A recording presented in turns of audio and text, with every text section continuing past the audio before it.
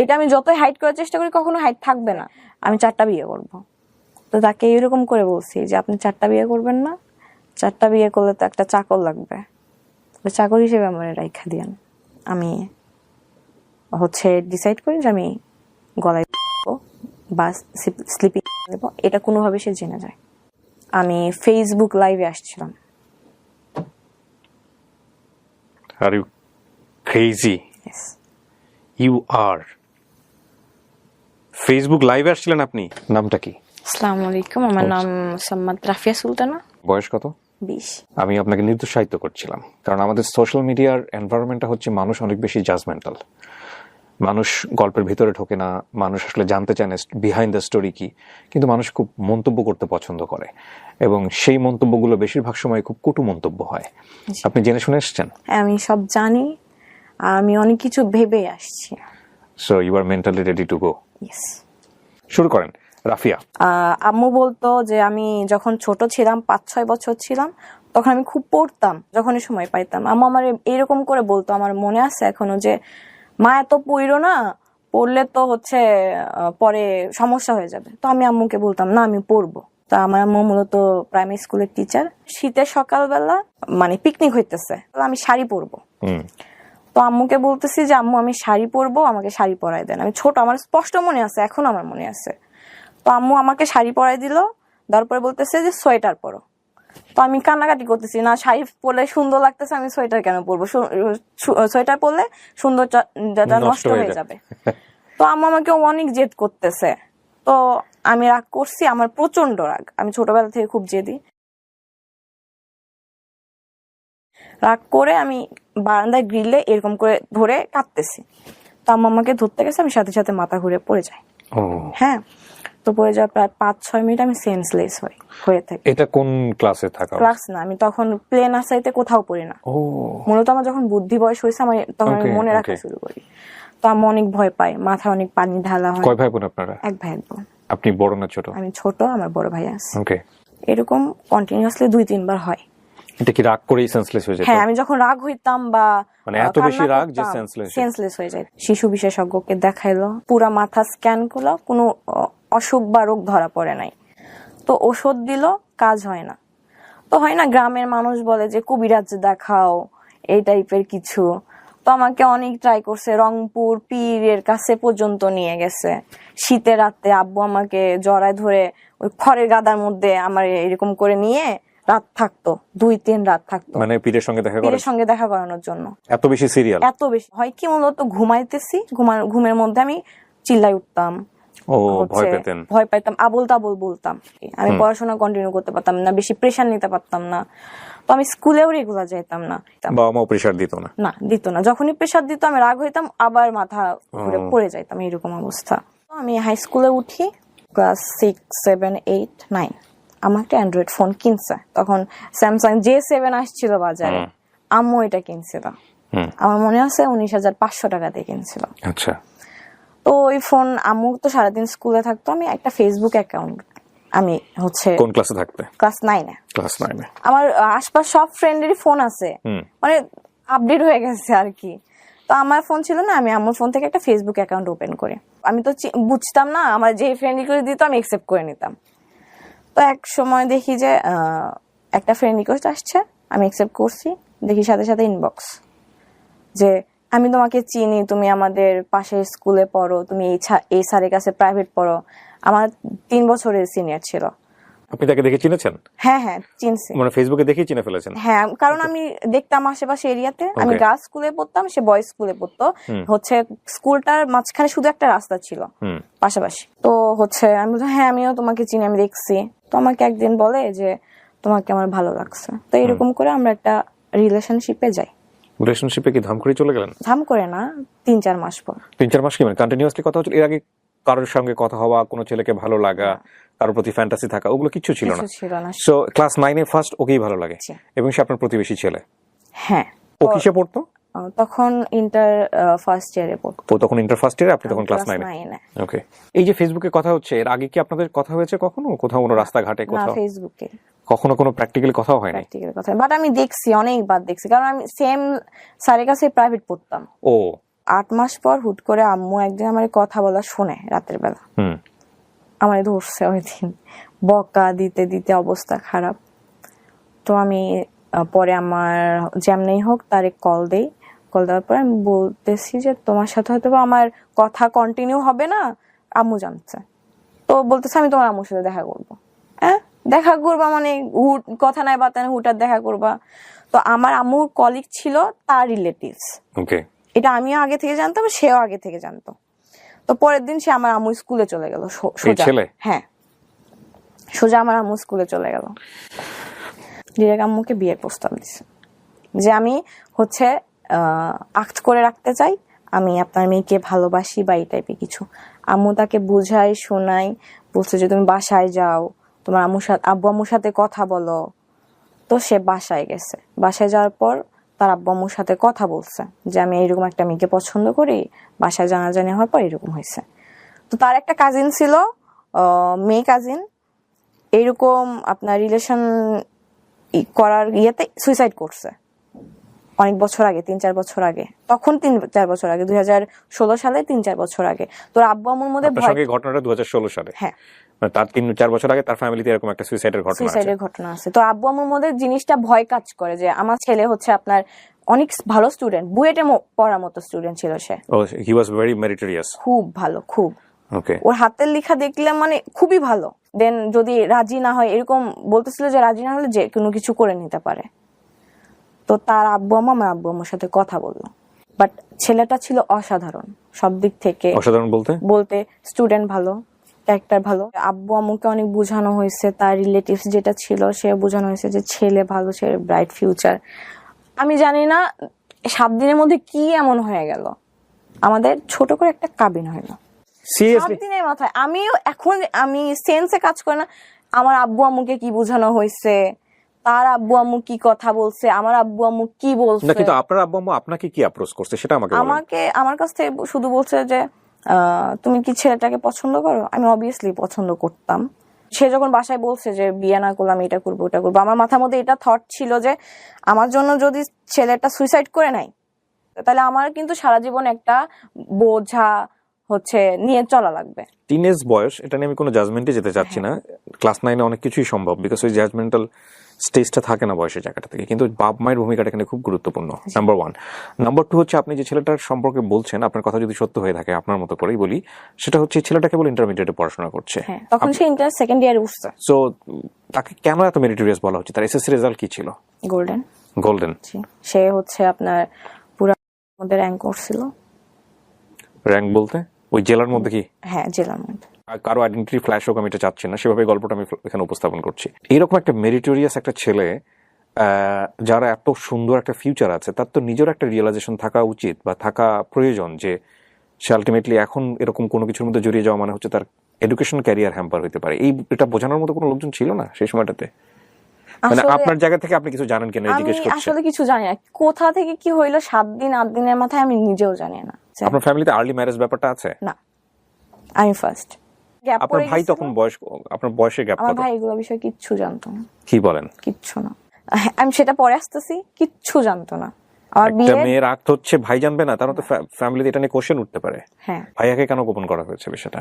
এটা হচ্ছে জানি না কেন গোপন করা হয়েছিল, আব্বু আম্মুর ডিসিশন ছিল এটা। ইউ নো দ্যাট, বাট আপনি বলতে চাচ্ছেন না। আপনি বলতে পারেন আমি আসলেই জানি না, আপনি আজ পর্যন্ত জানেন না? এখন পর্যন্ত জানি না যে কেন গোপন করা হয়েছে ভাইয়ের কাছ থেকে। এটা কিন্তু একটা বড় মিস্ট্রি হয়ে যাচ্ছে, এবং মিস্ট্রির জায়গা থেকে অনেক ধরনের কোশ্চেন রেজ হবে বিষয়টা। তো ফ্যাক্টটা হচ্ছে এটাই যে আপনার ভাইয়ের বয়স কত ছিল ওই সময়টাতে?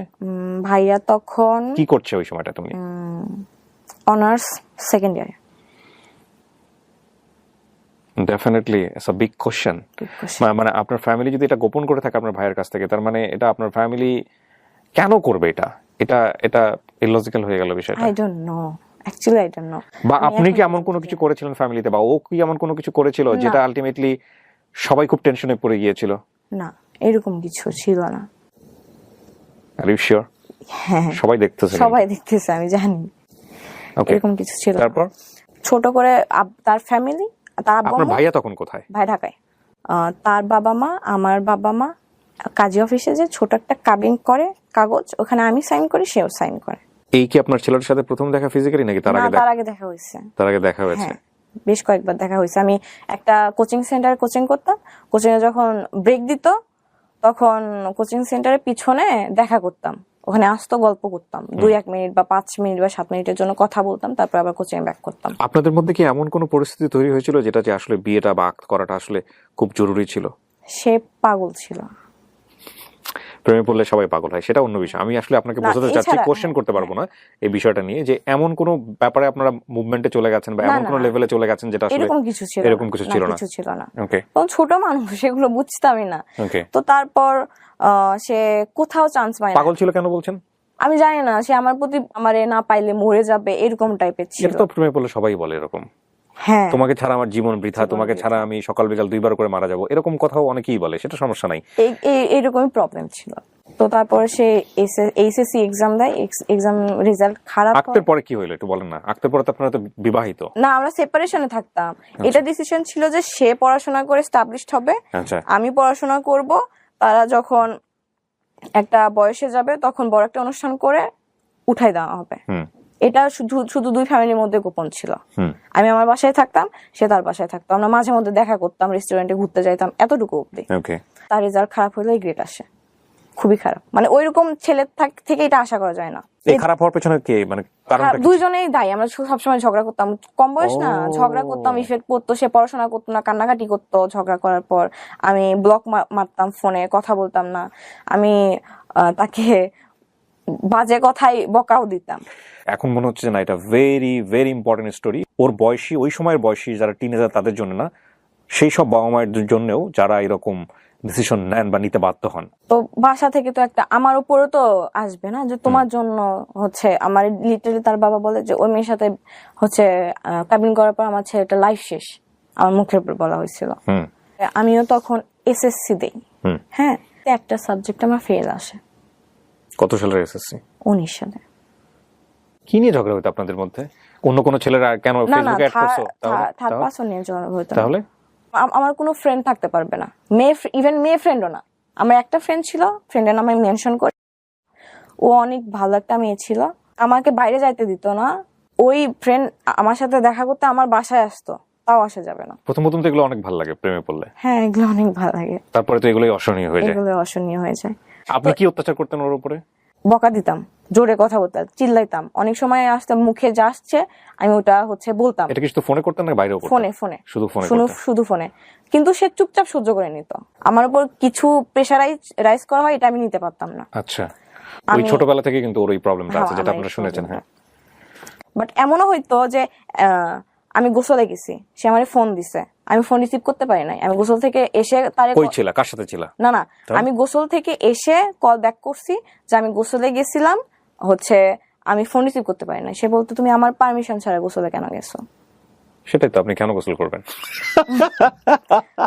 আমার আমি আপনাকে একটা কথা বলি, আপনি যে স্টেজের প্রেম করে এসেছেন সেটা তো আমাদের জীবনে কম বেশি গেছে লাইফে। হ্যাঁ, এইরকম বোকামো মানুষের জীবনে আসে। এটা আমরা এই স্টেজে এসে বলি বোকামো, কিন্তু ওই স্টেজে মনে হয় অসাধারণ জিনিস। কিন্তু আমাকে একটু বলেন যে এই লিবার্টিটা সে কেন দিতে চাইতো না আপনাকে? সন্দেহ করতো? হ্যাঁ, সন্দেহ করতো। এটা একটা বিশাল সমস্যা, যে কোনো সম্পর্ক। সন্দেহ জিনিসটা অনেক খারাপ। আপনি সন্দেহ করতেন না ওকে? না, আমার তার প্রতি মানে বিশ্বাস আপনার ছিল। কোনো ফল্টই নাই ওর ক্ষেত্রে? আজকে যেহেতু বলতে এসেছেন ফল্টগুলো, আপনার ফল্টগুলো বলেন। আমার ফল্ট গুলো ছিল যে আমি একটু ঘুরতে পছন্দ করতাম, ফ্রেন্ডের সাথে আড্ডা দিতে পছন্দ করতাম, সে সেগুলো পছন্দ করতো ওর না। কি নিজের কোনো ফ্রেন্ড সার্কেল ছিল? না, হ্যাঁ, ও মনে করে আমি যেরকম আমার সামনে মানুষটা ওই রকমই হবে। হ্যাঁ, অনেক অসম্ভব মেরিটোরিয়াস মানুষদের কিছু কিছু প্রবলেম থাকে। ও হয়তো লোনলি থাকতো এই সময়টাতে, হয়তো আপনাকে মিস করতেছে, আপনাকে চাচ্ছে, হয়তো আপনি ফ্রেন্ডের সাথে ওই সময়টা টাইম পাস করতেছেন। স্লিপিং পিল খাইছে 10টা। এটা আপনার ফেল করার পরের ঘটনা, আগের ঘটনা? পরের। আপনি এসএসসি তে ফেল করলেন, মূল কথা হচ্ছে এটা, এই তখন ঘটনা। আমি বাসায় বসে, আচ্ছা, তো আমি যেভাবে হোক জানতে পারছি, আমি আম্মু শুধু বলছি যে আমার সাথে চলেন। আম্মু স্কুল থেকে ব্যাক করছে, আমার সাথে চলেন। আমি দৌড় দিছি তার বাসায়। আমি তার আম্মুরে বলতেছি যে, নাম মেনশন করলাম না, কই, বলতেছে রুমে ঘুমাইতেছে। রুমে ধাক্কা দিলাম, রুম খুলতেছে না। তো বলতেছে কি হয়েছে মা, কি হয়েছে? বলতেছে আপনার ছেলে ঘুমের ওষুধ খাইছে। তার বাবা জোরে ধাক্কা দেওয়ার কারণে খুলে গেছে। সে বেডের উপর অচেতন অবস্থায়। মানে সে আসলে আপনার কথা অনুযায়ী স্টেপ নিয়েছে? হ্যাঁ, বেডের নিচে দেখি 2টা ওষুধের পাতা এবং অনেক একটা কোম্পানির অনেক ভালো একটা ওষুধ, একটা পিল খাইলেই আপনার ভালো মতো ঘুম হয়ে যায়। সে 20টা খাইছে। মানে এটাকে আপনি খেয়েছেন কখনো? আমি খাই নাই গো। তাহলে আপনি বুঝলেন কি করে যে একটা খেলে আপনার? আব্বু বলে। আচ্ছা, ওকে। হসপিটালে বলা হলে ছোট একটা ওয়াশ করা হবে, তো তার বাবা ওয়াশ করতে দিবে না। তো বলতেছে যেমনি হোক ওয়াশ করা ছাড়া কি করা যায় করেন। সারা রাত ছিলাম সেখানে। তারপর এটা ফ্যামিলি পর্যায়ে চলে আসে। ডেফিনেটলি হ্যাঁ, আসাই উচিত। ফ্যামিলি পর্যায়ে চলে আসার পর ওর আম্মু হাউস ওয়াইফ ছিল। এটা চাইতো যে মাঝে মধ্যে আমার আম্মু তাদের বাসায় যাবে, গল্প করবে, সারাদিন থাকবে, আত্মীয়তা। বাট আমার আম্মু সারাদিন জব করে আসে, এমনি তার উপর অসুস্থ। কিন্তু এই ব্যাপারটা তো খুবই ন্যাচারাল না? এটা কিন্তু চাওয়াটা খুব ন্যাচারাল। হ্যাঁ, আপনি চাইতেন ওনার কাছে? আপনার তো হাজবেন্ড। না আমি যাইতাম না, আমাদের এটা ছিল না, কন্ডিশনে ছিল না। কন্ডিশনে ছিল না। সো ডেফিনেটলি এটা তো মানাটা একটা হাজবেন্ডের জায়গা থেকে, একে তো হচ্ছে সে লোনলি একটা পার্সন, তার লাইফটা অন্যরকম।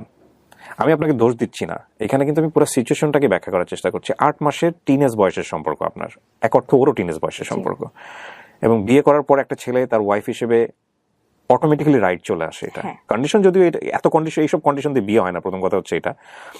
তারপরেও করলেন, এবং সে নিশ্চয়ই চাইতো আপনাকে যে তুমি আমার সঙ্গে একটা পার্সোনাল টাইম পাস করো। যখন ফ্যামিলি পর্যায়ে যায়, মাঝে মধ্যে যখন সে থেকে তখন আমি তার বাসায় যে 2-1 দিন থাকবো, সে আমার বাসায় এসে 2-1 দিন থাকবে। এরকম হয়েছে 2-3 দিন গেছি।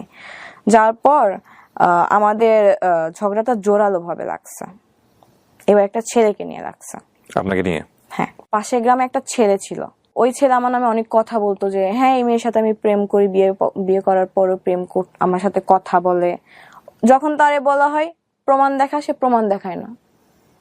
তো ও হচ্ছে ওর ফ্রেন্ডদের মাধ্যমে শুনছে যে তোর বউ হচ্ছে এই ছেলের সাথে কথা বলে, এই ছেলে এগুলা বলে বেড়ায়। তো ওইটা নিয়ে লাগছে। তার এগুলা প্যারা জিনিসটা আমি নিতে পারতাম না। আস্তে আস্তে ওর এগুলো ব্যবহারে তার উপর থেকে আমার মন উঠে গেছিল। তারা প্রস্তাব দেয় আমার আব্বু আম্মুকে যে সে অলরেডি অনার্স 2nd ইয়ারে পড়ে, আমি তখন এসএসসি আবার দিব। প্রস্তাব করে আমার আব্বু আম্মুকে যে এগুলা ঝগড়া ততক্ষণ অব্দি না থামবে ততক্ষণ অব্দি তারা এক জায়গায় হবে। মানে বিষয়টা হচ্ছে ওদেরকে দুজনকে একসাথে রাখো, ঝগড়া শেষ হয়ে যাবে। ছোট একটা অনুষ্ঠান করে তাদেরকে উঠাই নেওয়া হোক, কিন্তু কন্ডিশন হইতেছে একটা, আমরা আমাদের ছেলের বউকে হচ্ছে পড়াশোনা করাবো না। এটা ওনারাই বলেছে? হ্যাঁ, আমাদের ছেলে বউকে দিয়ে আমরা তো জব করাবো না যে তার পড়াশোনা করা লাগবে। ছেলে মেয়েকে এবিসিডি পড়াতে পারবে, এনাফ। তো এটা আমার গায়ে, আমার আব্বু আম্মুর গায়ে অনেক লাগে। দুজনেই টিচার, কেন পড়াশোনা করাবে না? তারপরে হইতেছিল না তার সাথে আমার মনোমালিন্য সবসময় লেগেই থাকতো। 6 মাস কন্টিনিউ তার সাথে আমার কোনো কন্টাক্ট ছিল না। ডিসিশন নেওয়া হইলো যে আমাদের সেপারেশন হবে, ফ্যামিলিগতভাবে মিউচুয়াল ডিসিশন। বাট সে চাইতো না। তারপরে আমাদের সেপারেশন হয়। সেপারেশন বলতে কি আপনাদের ডিভোর্স হয়? ডিভোর্স কয় বছর পরে হয় এটা, কাবিন হওয়ার? 15 বছর। আপনি যে 15 বছরের গল্পটা বললেন, এর মধ্যে কোনো বিউটিফুল মোমেন্টস ছিল আপনাদের? হ্যাঁ, অনেক মোমেন্ট ছিল। একসাথে ঘুরতে বের হইতাম, টাইম স্পেন্ড করতাম, রেস্টুরেন্টে খাইতে যাইতাম, এগুলো ছিল, অনেক স্মৃতি ছিল।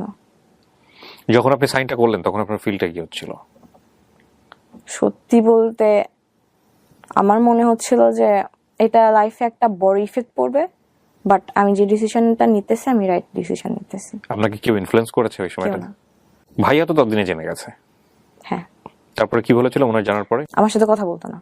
আব্বু আম্মুর সাথে কথা বলা লাগতো, দ্যাটস ওয়াই কথা বলতো, আমার সাথে কথা বলতো না। যদি কোনো দরকারে বাসায় আসতো, সামনে পড়তো, কোনো দরকারে যে রাফি, আমার রাফি বলে ডাকে, চান বা ভাত খাবো আম্মুকে বল, এতটুকু অব্দি, কথা বলতো না। ডিভোর্স হওয়ার পর তারপর করোনা আসে, যখন প্যান্ডেমিক সিচুয়েশন, তখন ঢাকা ভার্সিটি একটা ভাইয়া অনেক ভালো টিচার, ওনার ইংলিশ কোর্সে ভর্তি হওয়ার পরে ওই ইংলিশ কোর্সে অন্য একটা ছেলে পড়তো। তো আমরা অ্যাড হওয়ার পর আমাদের কথা হইতো পড়াশোনা বিষয়ে। এটা 2021 সালের জুনের দিকে। তো ছেলেটাকে দেখে আমার ভালো লাগছে। ততদিনে কিন্তু আমি হচ্ছে ওই জিনিসটা থেকে বের হইতে পারছি, বাট ইফেক্ট পড়ে আমার উপর। আমি বলতাম না কখন। আমি মানে একটা হয় না যে মেয়েরা কেন আগে বলবে, ছেলেরাই আগে বলবে। সে আমার থেকে 10 মাসের ছোট, মেনশন করি, সে নিজেও জানতো সেটা। কোচিং এ একসাথে পড়তে না, আমি তখন থাকতাম, সে ঢাকায়। আচ্ছা। আমাদের অনলাইনে পরিচয়, ভাইয়ার মেসেঞ্জার গ্রুপে ভাই আপনাদেরকে পড়াইতো? হ্যাঁ, অনলাইনে পড়াইতো। ওই ছেলেও কি আপনারই ব্যাচমেট ছিল? হ্যাঁ, ব্যাচমেট। ফেসবুক গ্রুপ, তারপরে ফেসবুক গ্রুপ থেকে হয় না ফ্রেন্ড লিস্টেও চলে আসে অনেকে, সে আমাকে অ্যাড পাঠায়। কথা হইতে হইতে এমন এমন কথা বলতো যে আমার মনে হইতো এই ছেলেটা মনে হয় আমার পছন্দ করে। আমি একদিন ডিরেক্ট আস্ক করি যে তুমি কি আমাকে পছন্দ করো? তো সে বলে হ্যাঁ। তো আমারও তাকে ভালো লাগতো।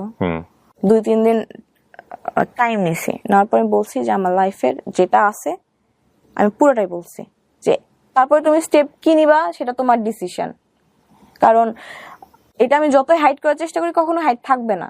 তো সে বলল যে আচ্ছা আমরা ফ্রেন্ড হয়ে থাকি, তুমি আমাকে একটা কথা দাও যে তুমি কখনো রিলেশনশিপে যাবে না, আমিও কখনো রিলেশনশিপে যাব না, আমরা ফ্রেন্ড হয়ে থাকবো, ফিউচারে কি হবে সেটা দেখা যাবে। Okay fine. এটা জুন মাস। সো কত সালের জুন মাস? 2021 সালের। সো প্রথমে এসে আপনাকে প্রপোজ করেছে প্রেমের প্রস্তাব, হ্যাঁ।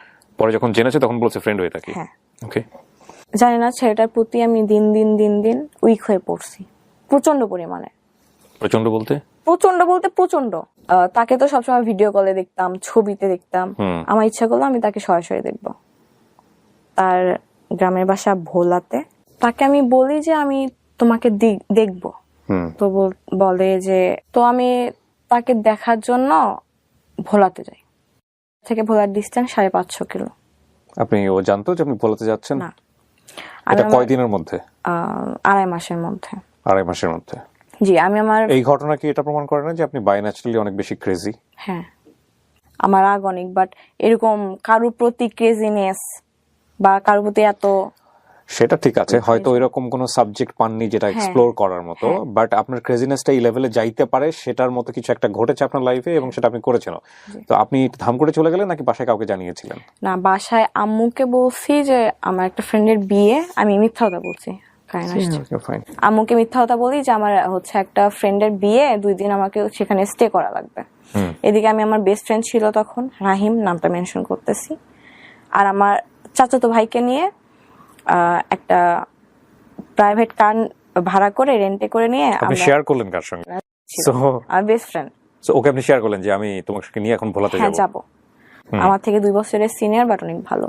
তো যাই, আমার এখনো মনে আছে তারিখটা, 7ই আগস্ট বিকেল 5টায় রওনা দেই আমরা, যে আমরা সকাল 7:30টায় পৌঁছাই ভোলার 0 পয়েন্টে। সে জানে না যে আমি গেছি ওইখানে।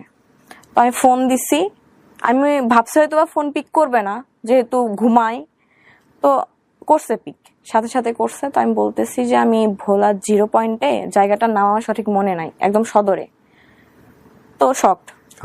কত ভালোবাসে মেয়েটা। 5 মিনিট পরে কল দিয়ে বলতেছে তুমি কি আসলেই ভোলাতে? তখন আমি দোকানের নাম বলি, জায়গার নাম বলি, তখন আসলে ক্লিয়ার হয়েছে যে আসছে। তুমি যে আসছো, আমি তো 1 ঘন্টার বেশি তোমাকে টাইম দিতে পারবো না। আমার এই কথাটা ফার্স্ট আমার অনেক খারাপ লাগে যে আমি 15 ঘন্টা জার্নি করে আসছি, সে আমাকে 1 ঘন্টার বেশি টাইম দিতে পারবে না। আল্লাহ, কেন হইতেছে এমন আমার সাথে? প্রিয় দর্শক এবং শ্রোতা, এই সময়টাতে কিছুটা কালার ডিস্টরশন হতে পারে বা কালারে কিছুটা চেঞ্জ আসতে পারে, বিকজ আমাদের লাইটের সেটআপটা চেঞ্জ হয়েছে বারবার ইলেকট্রিসিটির লোডশেডিং এর কারণে। সো একটু চেঞ্জেস আসতে পারে, এটা একটু চোখে লাগতে পারে, এটা আপনারা কনসিডার করবেন।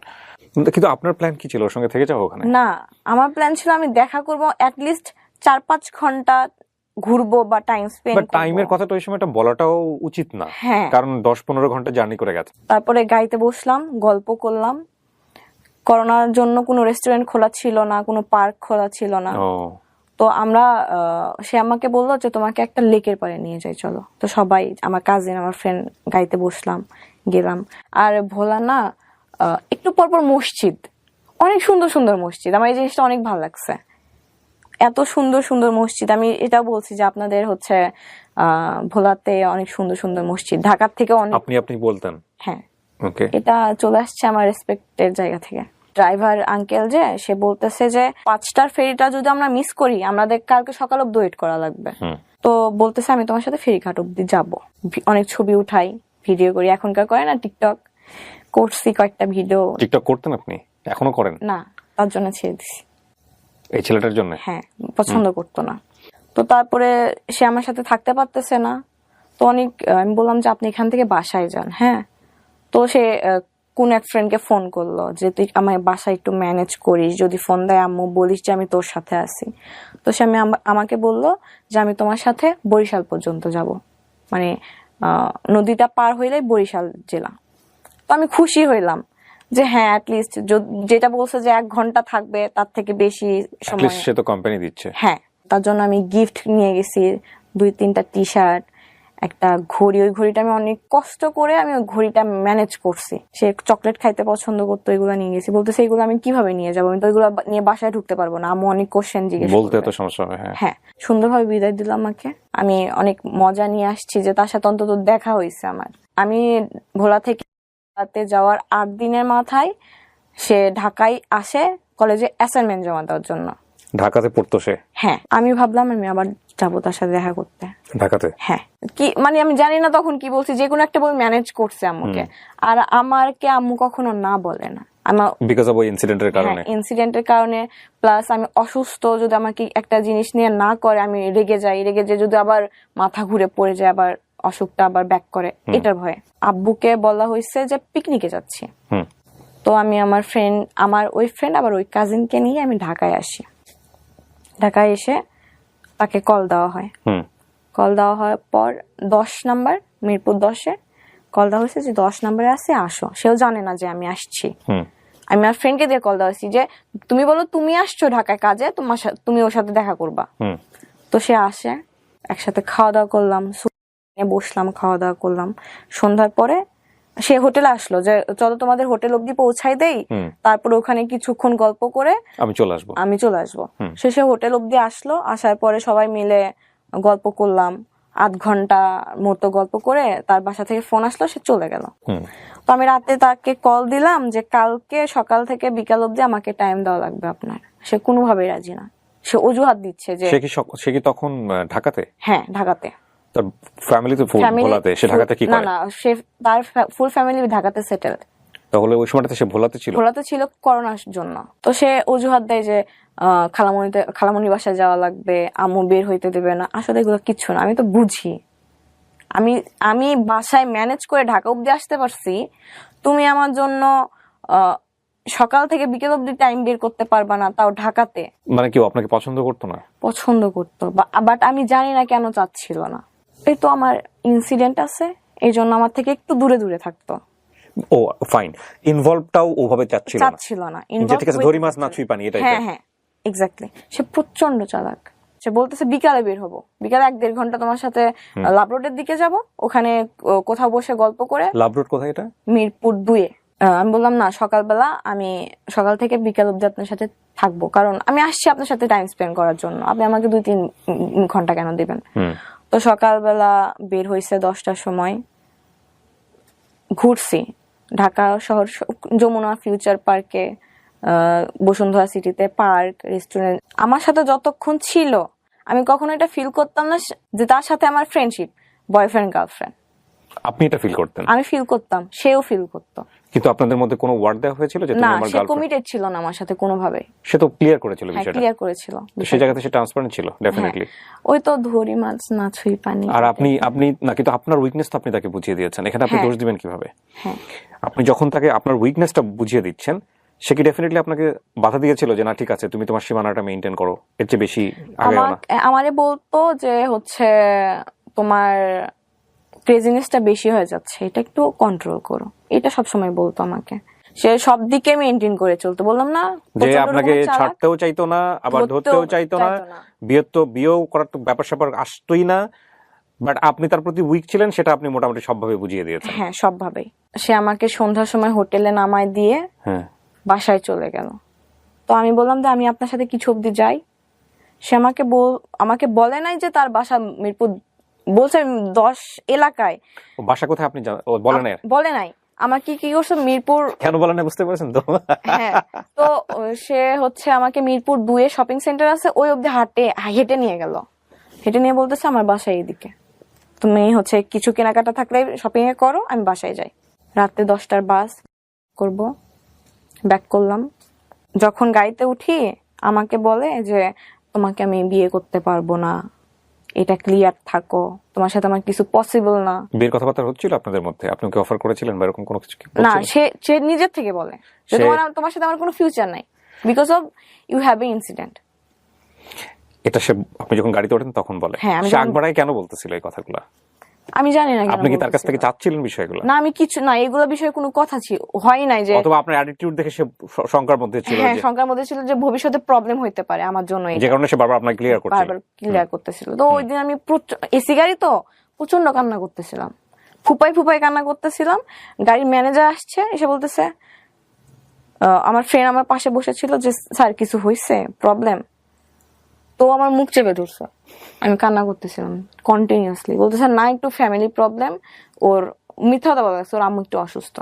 আমি সারা রাস্তা কান্না করছি, 5 ঘন্টা 6 ঘন্টা ছিলাম, কান্না করছি। সকালবেলা আমি বাসায় গেছি, যে আমার নিজের চেহারা আয়না দেখে আমি নিজে ভয় পাইছি, চোখ এইরকম আলুর মতো হয়ে গেছিল।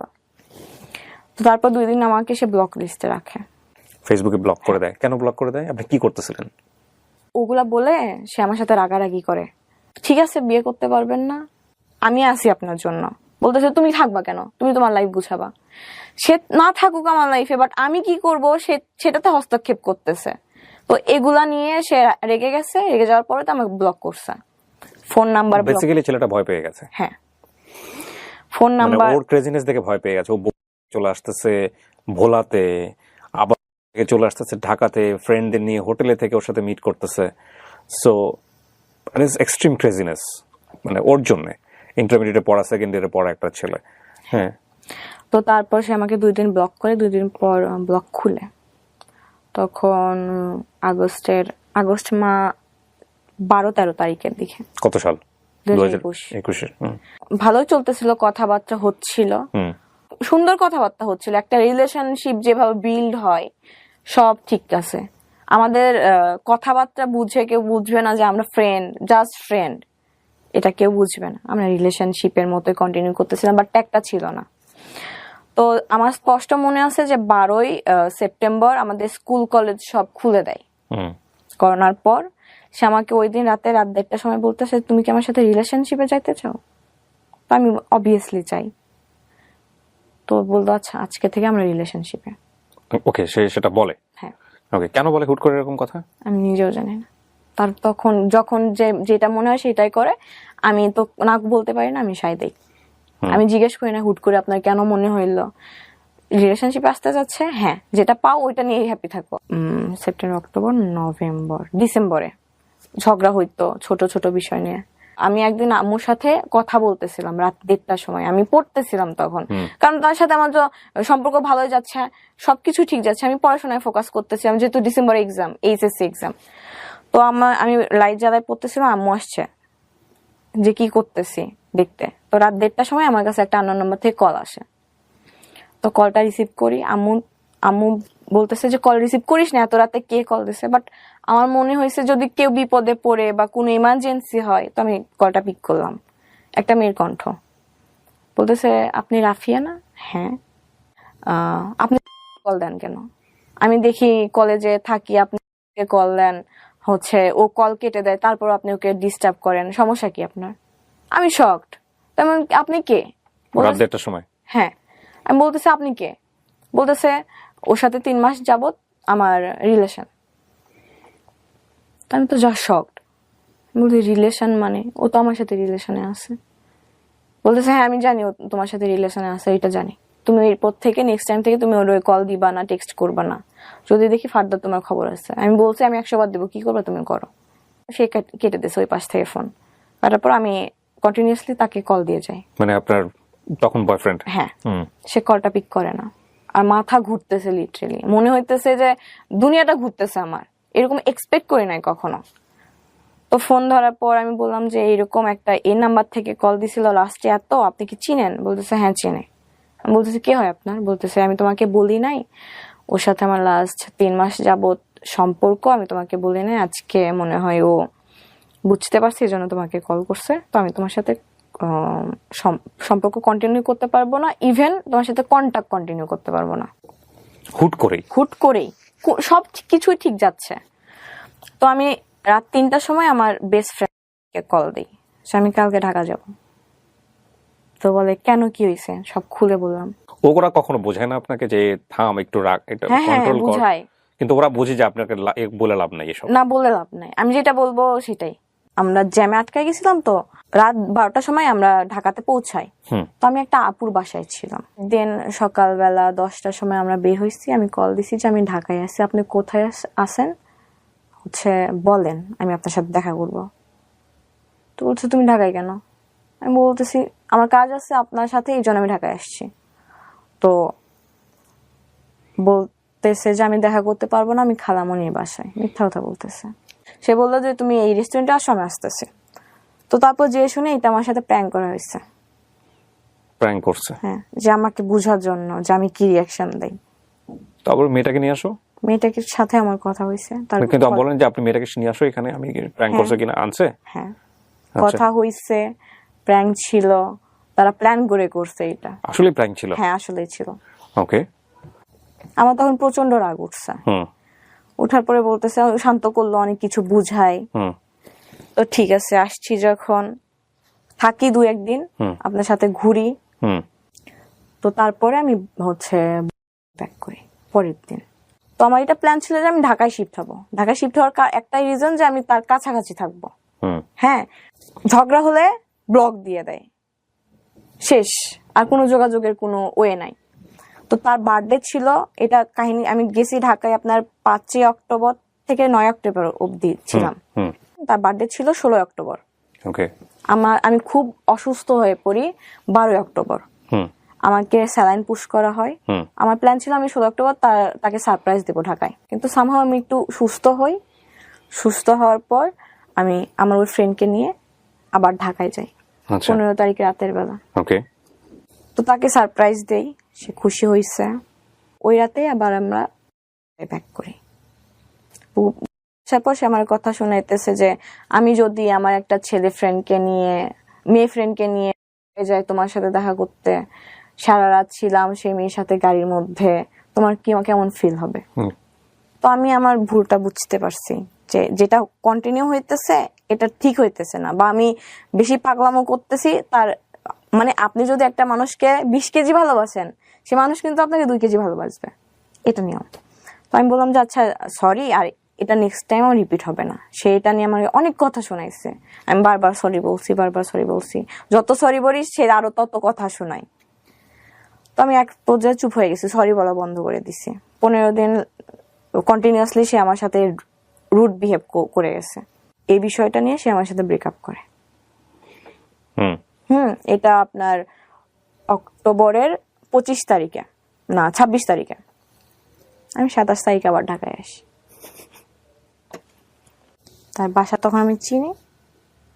তো বাসা নিচে যে আমি কল দিই যে আপনার বাসা নিচে, আপনি একটু নামেন। তো নামছে, আমার সাথে আমার আপু ছিল, একটা আপু। তো তাকে বুঝাই যে আপনি সিলি রিজনের জন্য আপনি আমার সাথে ব্রেকআপ করলেন কেন। তো তাকে বুঝাই, অনেকক্ষণ যাবত বুঝানোর পরে ঠিক আছে করার পর তখন আপনার ইন্টারভিউ পড়েন? হ্যাঁ বললাম, তখন হচ্ছে অক্টোবর মাস, নভেম্বর ডিসেম্বরে এক্সাম। তো বুঝানোর পরে আমি হচ্ছে আরেকদিন স্টে করি, তারপরের দিন এক্সাম ছিল। তো আমি আরেকদিন স্টে করছি, এক্সাম শেষ করে তার সাথে আমি একটু টাইম স্পেন্ড করে আমি বাসায় ব্যাক করব। এটা আমি কোনোভাবে আর আব্বুর কান থেকে ইয়ে করতে পারি নাই। আব্বু কান অব্দি চলে গেছে। আম্মু তো এতদিন জানতোই, এখন আব্বু কান অব্দি গেছে। তো আমি বাসায় ফেরার পরে এত মারে নাই আমাকে, মা ছাড়া যা করা লাগছে করছে, রুমের মধ্যে আটকায় রাখছে। হ্যাঁ, এটা আমি তার কান অব্দি পৌঁছাই নাই, স্টিল নাও জানে না। এই রেকর্ডিং যদি তার কান অব্দি যায় তাহলে সে জানবে। রুমের মধ্যে আটকায় রাখছে। ডিসেম্বর মানে পরীক্ষা, আমার যেমনি হোক পরীক্ষা দেওয়া লাগবে। বিকজ আমি পড়াশোনা করার জন্যই আমি আগের সম্পর্ক থেকে মুভ অন করছি, ডিভোর্সটা নিছি যে আমার যাওয়া লাগবে, লাইফে কিছু করা লাগবে, পড়াশোনা ছাড়া কোনো মেয়ের গতি নাই, আমি যেটা মনে করি। তো আমি আব্বুকে বুঝাই যে ভুল হয়েছে, আমি আর কোথাও যাব না, আমি ওর ছেলের সাথেও কথা বলবো না। আমার কাছ থেকে ফোন 2 দিনের জন্য নিয়ে নিছিল, আমি আম্মুর ফোন দিয়ে তার সাথে কথা বলি। তারপর ডিসেম্বরে এক্সাম। আমি আব্বুকে বলছি, আম্মুকে অনেকদিন যাবত বলতেছি যে আমি কোচিং করার জন্য ঢাকায় যাবো, কোচিং করবো ফার্মগেট শাখায়। তো আম্মু রাজি ছিল আব্বু কোনোভাবে আমাকে পাঠাবে না, আমি কখনোই বাইরে থাকি না, বাইরে থাকি নাই। আর আব্বু মনে করতো যে আমি বাইরে থাকলে দুষ্টামি করব, এই জন্য রাজি হচ্ছিল না। তো আমার 5 তারিখে এক্সাম ছিল, 7 তারিখে এক্সাম ছিল। এক্সাম দেওয়ার পর আমি বাসায় বলি আমি কিন্তু যাবোই ঢাকায়, তো আব্বু কোনোভাবে পাঠাবে না। তো আমি বললাম তাহলে আমি এক্সাম দিব না। তো আব্বু বলছে দিস না, সেটা তোর। বাবা তো তখন জানে আপনার ঢাকায় আসা মানে কি। হ্যাঁ, আব্বু জানতো। তো দিস না বলতেছে এক্সাম দিবি না, দিস না, সেটা তোর সমস্যা। তো আম্মা আমাকে অনেক বুঝাইলো যে আচ্ছা আমি ম্যানেজ করবো, আমি তোমার আব্বুকে বুঝাবো, তুমি এক্সামটা দাও। এর মধ্যে ভাইয়া ইনভলভ হয়ে গেল। আব্বু ভাইয়াকে ফোন করে বলছে, আব্বু ভাইয়া তখন ঢাকাতে? ভাইয়া ঢাকাতে। ভাইয়াকে বলছে 9টার সময়। আপনি যে ঢাকায় আসতেন আপনার ভাইয়া জানতো না? না, ভাইয়াকে বলছে রাত 9টার সময়, ভাই 10টার বাসায় বাসে চলে আসছে ওই তখনই। আমি ভাবছি এবার আমার শেষ, আমার এক্সাম শেষ, আমার লাইফ শেষ। ভাইকে প্রচন্ড পরিমাণ ভয় পাই, প্রচন্ড গম্ভীর টাইপের। বাট একবার আগ হইলে শেষ। সকাল সারা রাত আমি ঘুমাই নাই, তাকে টেক্সট করতেছি যে আমার ভাই আসতেছে, শেষ, আমার ঢাকা যাওয়া শেষ, আমার এক্সাম দেওয়া শেষ, আমার সব শেষ। আয়সা আমাকে রুমের মধ্যে বন্দি করে রাখবে।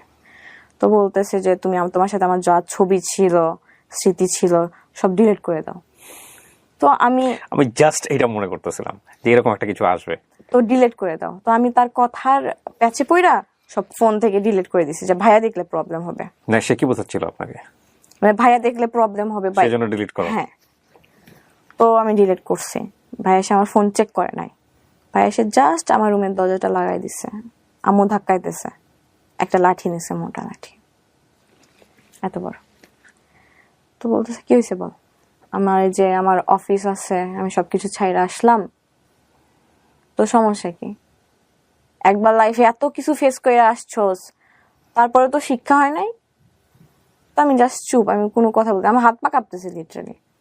তো আম্মু জানালা দিয়ে ইয়ে করতেছে যে ওকে মেরো না, বড় হয়েছে, মায়ের দিয়ে কোনো লাভ হবে না, বুঝাও। তো ভাইয়া বুঝাইলো, আমাকে মারে নাই। বলতেছে ভাইয়ার কথা হইতেছে যে তুমি ঢাকায় গেলে তোমার সাথে আমার সম্পর্ক থাকবে না। হ্যাঁ, আর তুমি যদি পরীক্ষা না দাও, আমি বলছি যে আমি এইচএসসি পরীক্ষা দিব না, অ্যাটেন্ড করবো না, 2টা পরীক্ষা অলরেডি হয়ে গেছে, তাহলে তো ভুলেই যাবা তোমার ভাই না, মানে ভাই বলতে কেউ ছিল। ঢাকায় আপনি যাওয়ার জন্য এত ক্রেজি কেন? মানে তার জন্য জাস্ট মিট করবেন না? তার আশেপাশে থাকবো আমি, ঢাকায় সেটেল হওয়ার প্ল্যান। বাট পরীক্ষা তো আপনি দিচ্ছেন তখন কলেজে। হ্যাঁ, তো পরীক্ষাটা দিয়ে আপনি ঢাকায় আসবেন? হ্যাঁ। তো তার আগে আপনি ঢাকায় আসেন? তার আগে বলে দিছে যে আমার আগে ঢাকা পাঠাবে না। ও তার আগে বলে দিছে ঢাকা পাঠাবে না? হ্যাঁ, এই জন্য আমার এত ক্রেজিনেস। ওকে। তো ভাইয়া অনেকক্ষণ যাবত বলতেছে তোর হচ্ছে ছোট থেকে বেসিক জিনিসটা নাই, তোর পড়াশোনা হবে না, তুই একটা কাজ কর। ভাইয়া আবার সিএসসি সাবজেক্টে পড়তো ভাইয়া হচ্ছে অনেক ভালো প্রোগ্রামার। আমি তোকে একটা ল্যাপটপ কিনে দিচ্ছি, তুই এই লাইনে চলে আয়, আমি তোকে কাজ দিব, তুই মান্থলি 30 থেকে 35 হাজার টাকা ইনকাম করতে পারবি ঘরে বসে। হ্যাঁ। তো আমি বললাম এটা কোনো কথা, আমি পড়াশোনা করব না। বলতেছে এই পরীক্ষা দে, পরীক্ষা দেওয়ার পরে আর কোনো কাজ নাই। তো এটা একটা অপশন। আর একটা অপশন হচ্ছে তুই বাসা থেকে পাবলিকের জন্য প্রিপারেশন নে, তুই যে কোনো একটা ভার্সিটিতে যদি ওয়েটিং লিস্টেও থাকিস, আমি তোকে কথা দিচ্ছি আমি পরের বছর তোকে ঢাকায় নিয়ে কোচিং করাবো। তো অলরেডি আমার 1 বছর কিন্তু গেছে এইদিকে, আমি আর চাচ্ছি না আমার 1 বছর গ্যাপ যাক। তো আমি বলতেছি যে ভাইয়া এটা আমার পক্ষে পসিবল না। আমি ভাইয়ার পা ধরে কান্না করছি। ভাই বলতেছে আমি তোমাকে ঢাকায় নিব না। পা ধরে কান্না করছেন যে ছেলেটা কাছাকাছি থাকবে না? হ্যাঁ, আমি ঢাকায় যাব। কি বলতেছিলেন ভাইয়া যে আমি ওকে অনেক পছন্দ করি? না ভাই, ও কথা জানে না ভাইয়া, তখনও জানে না ভাইয়া, এখনো জানে না, স্টিল নাও জানে না। কি বলেন? তো না জানলে ভাইয়া কেন আপনাকে? মনে করতেছে যে আমি ঢাকায় গেলে বেয়াদব হয়ে যাব, হচ্ছে দুষ্টামি করব, এগুলোর জন্য ভয় পাইতো ফ্যামিলি থেকে আমাকে নিয়ে। এই জন্য ঢাকায় আসলে হয় না যে অনেক ছেলেরা ড্রাগ অ্যাডিক্টেড হয়ে যায়, ওকে, এগুলা নিয়ে ভয় পাইতো। আপনি কখনো ট্রাই করেছেন? জীবনে না, কখনোই না। তো এত ভয় কেন পাবে যেখানে ভাই ঢাকাতে আছে? আপনাকে ইনসিডেন্ট হয়ে গেছে আমার লাইফে। আপনার ভাই ম্যারিড ছিল ওই সময়টা? না, ভাইয়ের সঙ্গে আপনি থাকতে পারতেন। ভাইয়া তো হচ্ছে উত্তরাতে থাকতো, উত্তরা থেকে ফার্মগেট তো অনেক দূর হইতো। বাট আপনি ফার্মগেটেই থাকতে চাচ্ছেন এরকম কথা বলেছেন? হ্যাঁ, কারণ ফার্মগেট আমার হচ্ছে কোচিং। এটা তো ম্যানেজ করা যেত সামহাউ। জানি না আমি এত কেন ক্রেজি হলো বিষয়টা নিয়ে, যেহেতু জানে না সে ছেলেটা সম্পর্কে। তারপর ভাইয়া জাস্ট বললো যে আমি তোমাকে ঢাকায় নিব না। আসার সময় বললো আমার একটা বিড়াল ছিল, আমি অনেক শখ করে কিনছিলাম, আমি টাকা জমাই 25,000 টাকা দিয়ে বিড়ালটা কিনছিলাম। ভাইয়া বলে যে ওই 25,000 টাকা দিয়ে আপনি একটা বিড়াল কিনছেন? হ্যাঁ। কত ঘুরে বেড়ায় আশেপাশে? পার্সিয়ান ক্যাট ছিল। ওকে। তো বলতেছে এই বিড়ালটা তুমি সেল দিবা। আমি ওকে 6 মাস নিজের কোলের মধ্যে নিয়ে ঘুমাইছি। তো না হইলে তোমার ঢাকা যাওয়ার সম্ভাবনা নাই। তো কারণ ছিল, রিজন ছিল, বিহাইন্ড দ্য রিজন হইতেছে যে আমি ঢাকায় যাওয়া আসি করছি, এগুলোর জন্য আমার হিউজ পরিমাণ টাকা ধার হয়ে গেছিল। হিউজ অ্যামাউন্টটা বলতেছে না। তো এটার জন্য ভাই রেগে গেছে, এটার জন্যই মূলত রেগে গেছে। ধার করতেন কার কাছ থেকে? আমার ফ্রেন্ড যে আমার সাথে আসতো ও দিত। তো ওর কোনো গার্লফ্রেন্ড ছিল না? ও আপনাকে পছন্দ করতো? না না না না, এই টাইপের কিছু না। আমাদের মধ্যে অনেক ভালো ফ্রেন্ডশিপ। প্রচন্ড কষ্ট, 6 মাস একটা প্রাণীকে কোলের মধ্যে নিয়ে। তো 1 তারিখে আমার বার্থডে ছিল। তো আমি রাত 12টার সময় ফোন নিয়ে বসেছিলাম যে আমার বয়ফ্রেন্ড আমাকে উইশ করবে। তো 12টা বাজছে জাস্ট, তখনই একটা আননোন নাম্বার থেকে কল আসছে। আমি ভাবছি সে অন্য নাম্বার থেকে কল দিছে। কল পিক করে আমি দেখি যে অন্য একটা ছেলের কণ্ঠ। 10 সেকেন্ড কথা বলছি আমি বলতেছি তুই রাখ, আমার একটা ফ্রেন্ড, তুই রাখ, আমি তোরে পরে কল দিচ্ছি। এই 10 সেকেন্ডের মধ্যে আমার ফোন ওয়েটিং এ পাইছে। ও হ্যাঁ, আমার বয়ফ্রেন্ড। তো ওর কথা হচ্ছে, ওর প্ল্যান ছিল যে ও 1 তারিখে যাবে আমার সারপ্রাইজ দেওয়ার জন্য। তো সে আমাকে ফোন দিয়ে র্যান্ডমলি শুভ জন্মদিন, দিন ভালো কাটাও, এরকম টাইপের উইশ করে রেখে দিল। আমি বুঝলাম না কেন এটা হলো। আমি তো জানিও না ওয়েটিং এ পাওয়ার পর এরকম সিচুয়েশন হয়েছে। তো দেখি আমার সবখান থেকে ব্লক করলো। 10 সেকেন্ড কেন ওয়েটিং এ পাইছে? আমি আমার গার্লফ্রেন্ডকে আমি ফার্স্টে উইশ করব, অন্য আমি ওয়েটিং এ পাবো কেন? এইটা তার কনসেপ্টটা ছিল এরকম। আমি তো ওই দিন বের হবই না, সে আমাকে ব্লক করছে। ড্রেসটা তার গিফট করা, আমি ইচ্ছা করে পরে আসছি। ও তো ঢাকায় যাওয়ার পর তার সাথে যোগাযোগ করি ফ্রেন্ডের মাধ্যমে। সংসদ ভবন হয় আপনার ফার্ম গেটের এলাকায়। তো আমি বলি ওখানে দেখা করেন। সে আমার ওখানে আসলো। আসার পরে বলে যে আমি তোমার সাথে কন্টাক্ট কন্টিনিউ রাখতে পারবো না। সে স্কোপ পাইলে আমার সাথে কন্টাক্ট অফ করার ট্রাই করতো। তো ওখানে আমি কান্না করে দিছি, মারাত্মক লেভেলের কান্না। তো আমার কান্না দেখে তার একটু খারাপ লাগছে, বুঝাইলো ঠিক আছে কন্টাক্ট অফ করা লাগবে না, যেমন আছে অমন থাকি। আচ্ছা ঠিক আছে। আমি জানুয়ারি মাস ফেব্রুয়ারি মাস পুরোটা ঠিক ছিল। আমি ধুমসে পড়ছি জানুয়ারি ফেব্রুয়ারিতে, 3টা 4টা অব্দি পড়তাম ভোর, যে আমার চান্স পাওয়া লাগবে ইউনিভার্সিটিতে। হ্যাঁ, কারণ আম্মুকে আমি এটা কথা দিয়ে আসছি। আম্মুকে সারা জীবন অনেক পেইন দিছে। তো আমি হুট করে অসুস্থ হয়ে যাই মার্চে। আবার আমার ওই প্রবলেমটা দেখা দেয়। আমি আবার সেন্সলেস হয় ওটা। তো এটার প্রেশারটা যাইতেছিল একটু তার উপর, যে আমি একটুতে রেগে যে তার উপর একটু চিল্লাইতাম যে এখনই দেখা করেন। তারও কিন্তু অ্যাডমিশন। সে বলতো আমি তোমার সাথে দেখা করতে পারবো। তখন তো আপনি ঢাকাতেই? হ্যাঁ, তাও বলতো আমি দেখা করতে পারবো না। কোথায় থাকেন আপনি তখন? আমি ফার্মগেট থাকি। ফার্মগেট থাকেন কোথায়? কারো বাসায়? না, হোস্টেলে। হোস্টেলে থাকেন। সপ্তাহে 3 দিন কোচিং থাকতো, 3 দিন দেখা করতো। এমনিতেই আলাদাভাবে দেখা করতো না। আমি বুঝতাম তার পড়াশোনা আছে। তো আমি এরকম অসুস্থ হয়ে যাওয়ার পর আমি আর পড়াশোনাটা কন্টিনিউ করতে পারি না। তো আমার এগুলো পাগলামো দেখে আমি সেন্সলেস হয়ে যাই। তো আমাকে বাসায় পাঠাই দিল যে তুমি বাসায় যাও, কয়েকদিন থেকে আসো, ভাল লাগবে। তো গেলাম বাসায়, থাকলাম। আমাদের ঝগড়া হইতো। সে স্কোপ পাইলে আমার সাথে কন্টাক্ট অফ করার কথা বলতো, আর আমি পাগল হয়ে যাইতাম। হাজবেন্ডের সাথে যখন আমি ছিলাম, বিয়ের পরে যে সম্পর্কটা হয় একজন হাজবেন্ড ওয়াইফের মধ্যে, সেটা আমি তার কাছ থেকে হাইড করছিলাম। আচ্ছা, এবং সে সেটা বিশ্বাস করেছিল? হ্যাঁ। তো সিচুয়েশনালি তাকে জানানোর প্রয়োজন হলো কেন? আমি জানাইছি ইচ্ছা করে যে কতদিন আর হাইট রাখবো। ওকে। তো সে কান্না করতেছিল, এটা নিতে পারে নাই। তো বলতেছে আমি এটা সহ্য করতে পারতেছি না, আমি তোমার সাথে সম্পর্ক রাখবো না। ওকে, মানে সে বিয়ে মানতে পারে কিন্তু ওই ধরনের সম্পর্ক মানতে পারতেছে না। তো সে খুব বাজেভাবে ভেঙে গেছিল ভাইয়া, খুব বাজেভাবে। আমি তার চোখের দিকে তাকাইতে পারতেছিলাম। চোখের এই কোনা পানি আসতো, শুধু পানি পড়তো না, চোখের পানি আটকায় যাইতো। তো আমি তাকে দেখে আমি ভাই এই ছেলে আমাকে ভালোই বাসে না, আবার আমার জন্য এত পেইন খাইতেছে, আমি মানতে পারতেছিলাম না যে সিচুয়েশনটা কি অ্যাকচুয়ালি। কোনোভাবে ম্যানেজ করলাম। আমার একটা ভাইয়া ছিল, আমার কাজিনের বয়ফ্রেন্ড। ভাইয়াটা আমাদের থেকে 3-4 বছরের সিনিয়র। ওই ভাইটা আমাকে জাস্ট বলছে যে এই মানুষটাকে ফিরাই আনছো, বাট আরেকবার যদি কোনো কারণে ভাঙো এই মানুষটা আর ফিরবে না তোমার কাছে। মানে যে এই মানুষটা যার ফিরবে না সেটা হ্যাঁ। বয়ফ্রেন্ড সম্পর্কে সে জানলো কিভাবে এটা তার সম্পর্কে?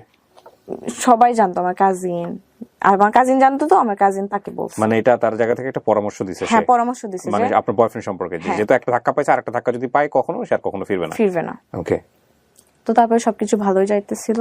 এইচএসসি এক্সামে রেজাল্ট হয়, প্লাস আসবে না, বাট এটা ভেবে নিছিলাম যে একটু পয়েন্ট ভালো আসবে।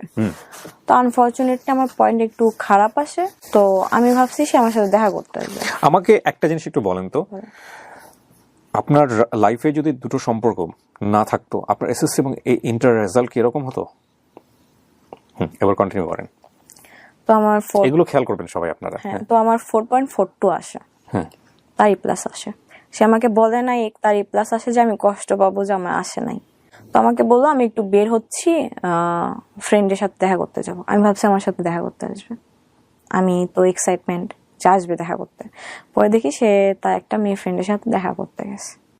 পরের দিকে সে প্রচন্ড লেভেলের ইগনোর করতো, আচ্ছা, মানে এক্সেস লেভেলের কথা বলতো, দিনে 2 মিনিট বা 3 মিনিট, হ্যাঁ। 5 মিনিটও কমপ্লিট না, মানে দেখা করতেই চাইতো না। বিহারের মতো নিজেই ফোন দিতাম, ব্লক করতো, আনব্লক করতাম। লাস্ট রোজার ঈদে এটা বাসায় গেছি, সে আমার সাথে থাকবে না। তো সে আমার সাথে মজা করে বলতো যে আমি 4টা বিয়ে করব। তো তাকে এরকম করে বলছি যে আপনি 4টা বিয়ে করবেন না, 4টা বিয়ে করলে তো একটা চাকর লাগবে, চাকর হিসেবে আমার রাইখা দিয়েন।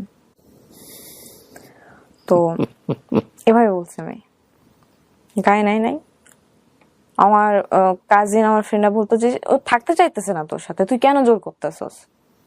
তো আমি বিশ্বাস করি যে মানুষ যেটা চেষ্টা করে ওইটাই পায়। তো এইটা কনসেপ্টটা ছিল যে আমি আমার এফোর্টটা যে এখান থেকে 200%, তার ওই পাশ থেকে তার এফোর্টটা 2%ও ছিল না। Because of I have a incidents, that's why. সে আমাকে বলতো যে আমি আমার ফ্রেন্ড সার্কেলকে তোমার পাস্টের কথা বলতে পারি না, আমার লজ্জা লাগে, আমি আমার ফ্যামিলির কিভাবে বলবো, আমি তো লজ্জায় মইরাই যাব। তো সে আমাকে অ্যানাদার লেভেল ভাবতো যে আমি সমাজের মধ্যে পড়তাম না, আমার এই ইনসিডেন্টস হওয়ার কারণে আমি সমাজের বাইরে পড়ে। সে দেখা করবে না, কারণ আমি তাকে ব্ল্যাকমেল করতাম যে হচ্ছে আমি স্লিপিং পিল নিব, আমি নিজের ক্ষতি করব। দেখা করবে না, একদম আমার দেয়ালে পিঠ থেকে গেছিল। আমি হচ্ছে ডিসাইড করি যে আমি গলায় বা স্লিপিং নেব, এটা কোনোভাবে সে জেনে যায়। আমি ফেসবুক লাইভে আসছিলাম। Are you crazy? Yes. You are Facebook লাইভে আসছিলেন আপনি? আমি নিতে পারতেছিলাম না পেইনটা লাস্ট 1 বছর ধরে। ওকে আপনাকে ব্লক করে দিয়েছিল সমস্ত জায়গা হ্যাঁ, থেকে? সব জায়গা থেকে। মানে আপনি ওর সাথে কমিউনিকেট করতে পারছেন? কমিউনিকেট করতে পারতেছিলাম না। তো মনে হচ্ছে লাইভে আসলেও দেখবে?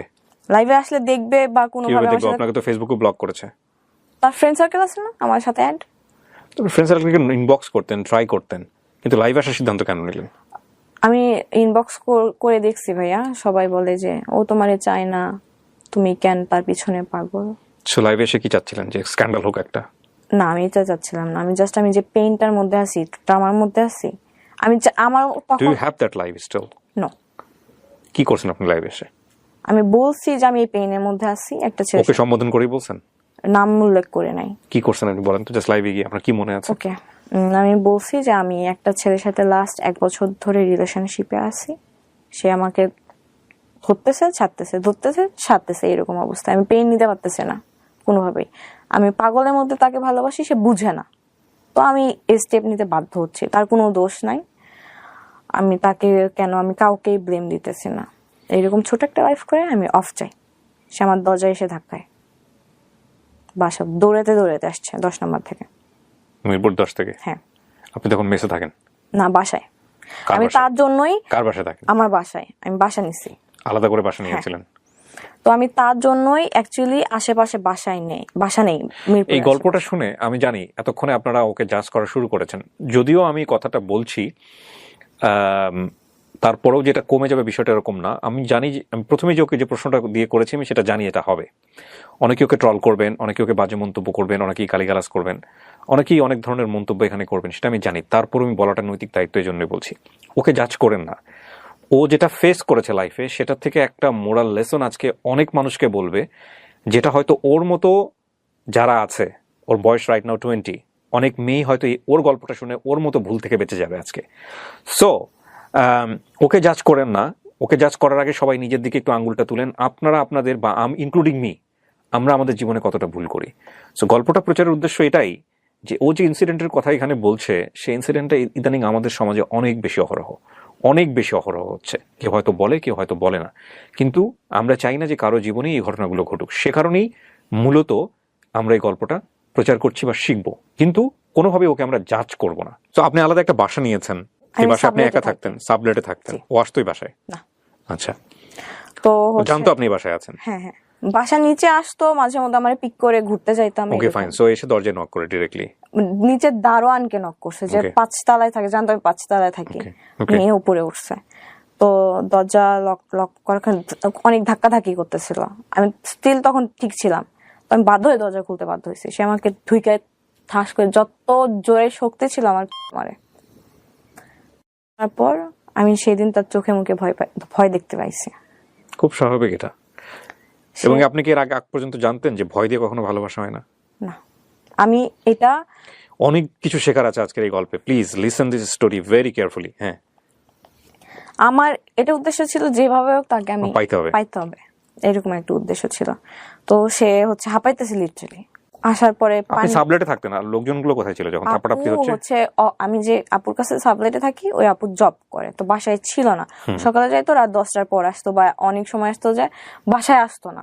আমার মাথা ঘুরতেছিল, যত জোরে শক্তি ছিল দিছে, এটা বাড়ির মালিক অব্দি চলে গেল। ওইখানে চিল্লাচিল্লি হচ্ছিল। হ্যাঁ, তার যখন দরজা ধাক্কা ছিল, উপরে ফ্ল্যাটে, নিচে ফ্ল্যাটে লোকজন জমা হয়েছিল, মানে সামথিং ইজ হ্যাপেনিং দেয়ার। হ্যাঁ, তো ওখানে একটা হ্যাসেল হওয়ার কারণে পরে সিদ্ধান্ত নেয় যে আমাকে বাসায় রাখবে না, কারণ বাসা থেকে বের করে দিবে। হ্যাঁ, আমার যদি কিছু হয়ে যায় ব্লেমটা মালিকের কাছে, বা হ্যাঁ ডেফিনেটলি। তো আমি কোনোভাবে ম্যানেজ করি। এগুলো কি বুঝতেছিলেন আপনি লাইভটা করার আগে, নাকি বুঝতেছিলেন না, নাকি মাথায় আসতেছিল না? আউট অফ কন্ট্রোল ছিলাম। আমি বললাম না, ছোটবেলা থেকে একটা সমস্যা আছে, আমি রাগ উঠলে কখন কি করি না করি, আমার এটা আমি সেন্সে থাকি না। তো তারপরে যাই হোক, তাকে আমি বাসায় পাঠাই দিলাম, যে সে এখানে থাকলে সে প্রবলেম ফেস করবে। তাকে যেমনি হোক রাত 8টার সময় বাসায় পাঠাই দিলাম। তো তারপর হচ্ছে আমি বাসায় ম্যানেজ করলাম, মালিকের সাথে বাড়িওয়ালা হলে তো সে ডেফিনেটলি তাকে পুলিশকে ইনফর্ম করার কথা, যদি সচেতন বাড়িওয়ালা হয়। করার কথা ছিল, মানে আমি যদি হতাম, আমি ডেফিনেটলি 999 কল দিয়ে বলতাম যে সামথিং ইজ হ্যাপেনিং হিয়ার, যেটা আমার বিয়ন্ড কন্ট্রোল। উনি কি করলেন? আর ডেফিনেটলি আপনাকে তখন বেরও করে দিতে পারবে না, কারণ আপনি তখন কার কাছে যাবেন? আইদার আপনার প্যারেন্টসকে কল করতে হবে, অথবা পুলিশকে কল করতে হবে। বাসায় কল করছে যে আপনার মেয়েকে হচ্ছে নিয়ে যান। আচ্ছা, নিয়ে যাওয়ার দরকার নেই, আজকেও বাসায় যাক, ফার্নিচার গুলো এখানে থাক, পরে এসে আপনি ফার্নিচার গুলো নিয়ে যান। আমি বাড়িওয়ালার আন্টি ছিল, অনেক ভালো ছিল, লিটারালি আমাকে দেখে কান্না করে দিচ্ছে যে তুমি তো আমার মেয়ের বয়সে, তুমি এত বড় ভুল কেন করবা, স্টেপ কেন নেবা? তো আন্টিকে আমি বুঝাইলাম, সরি বললাম, ওইদিকে ম্যানেজ হয়ে গেল।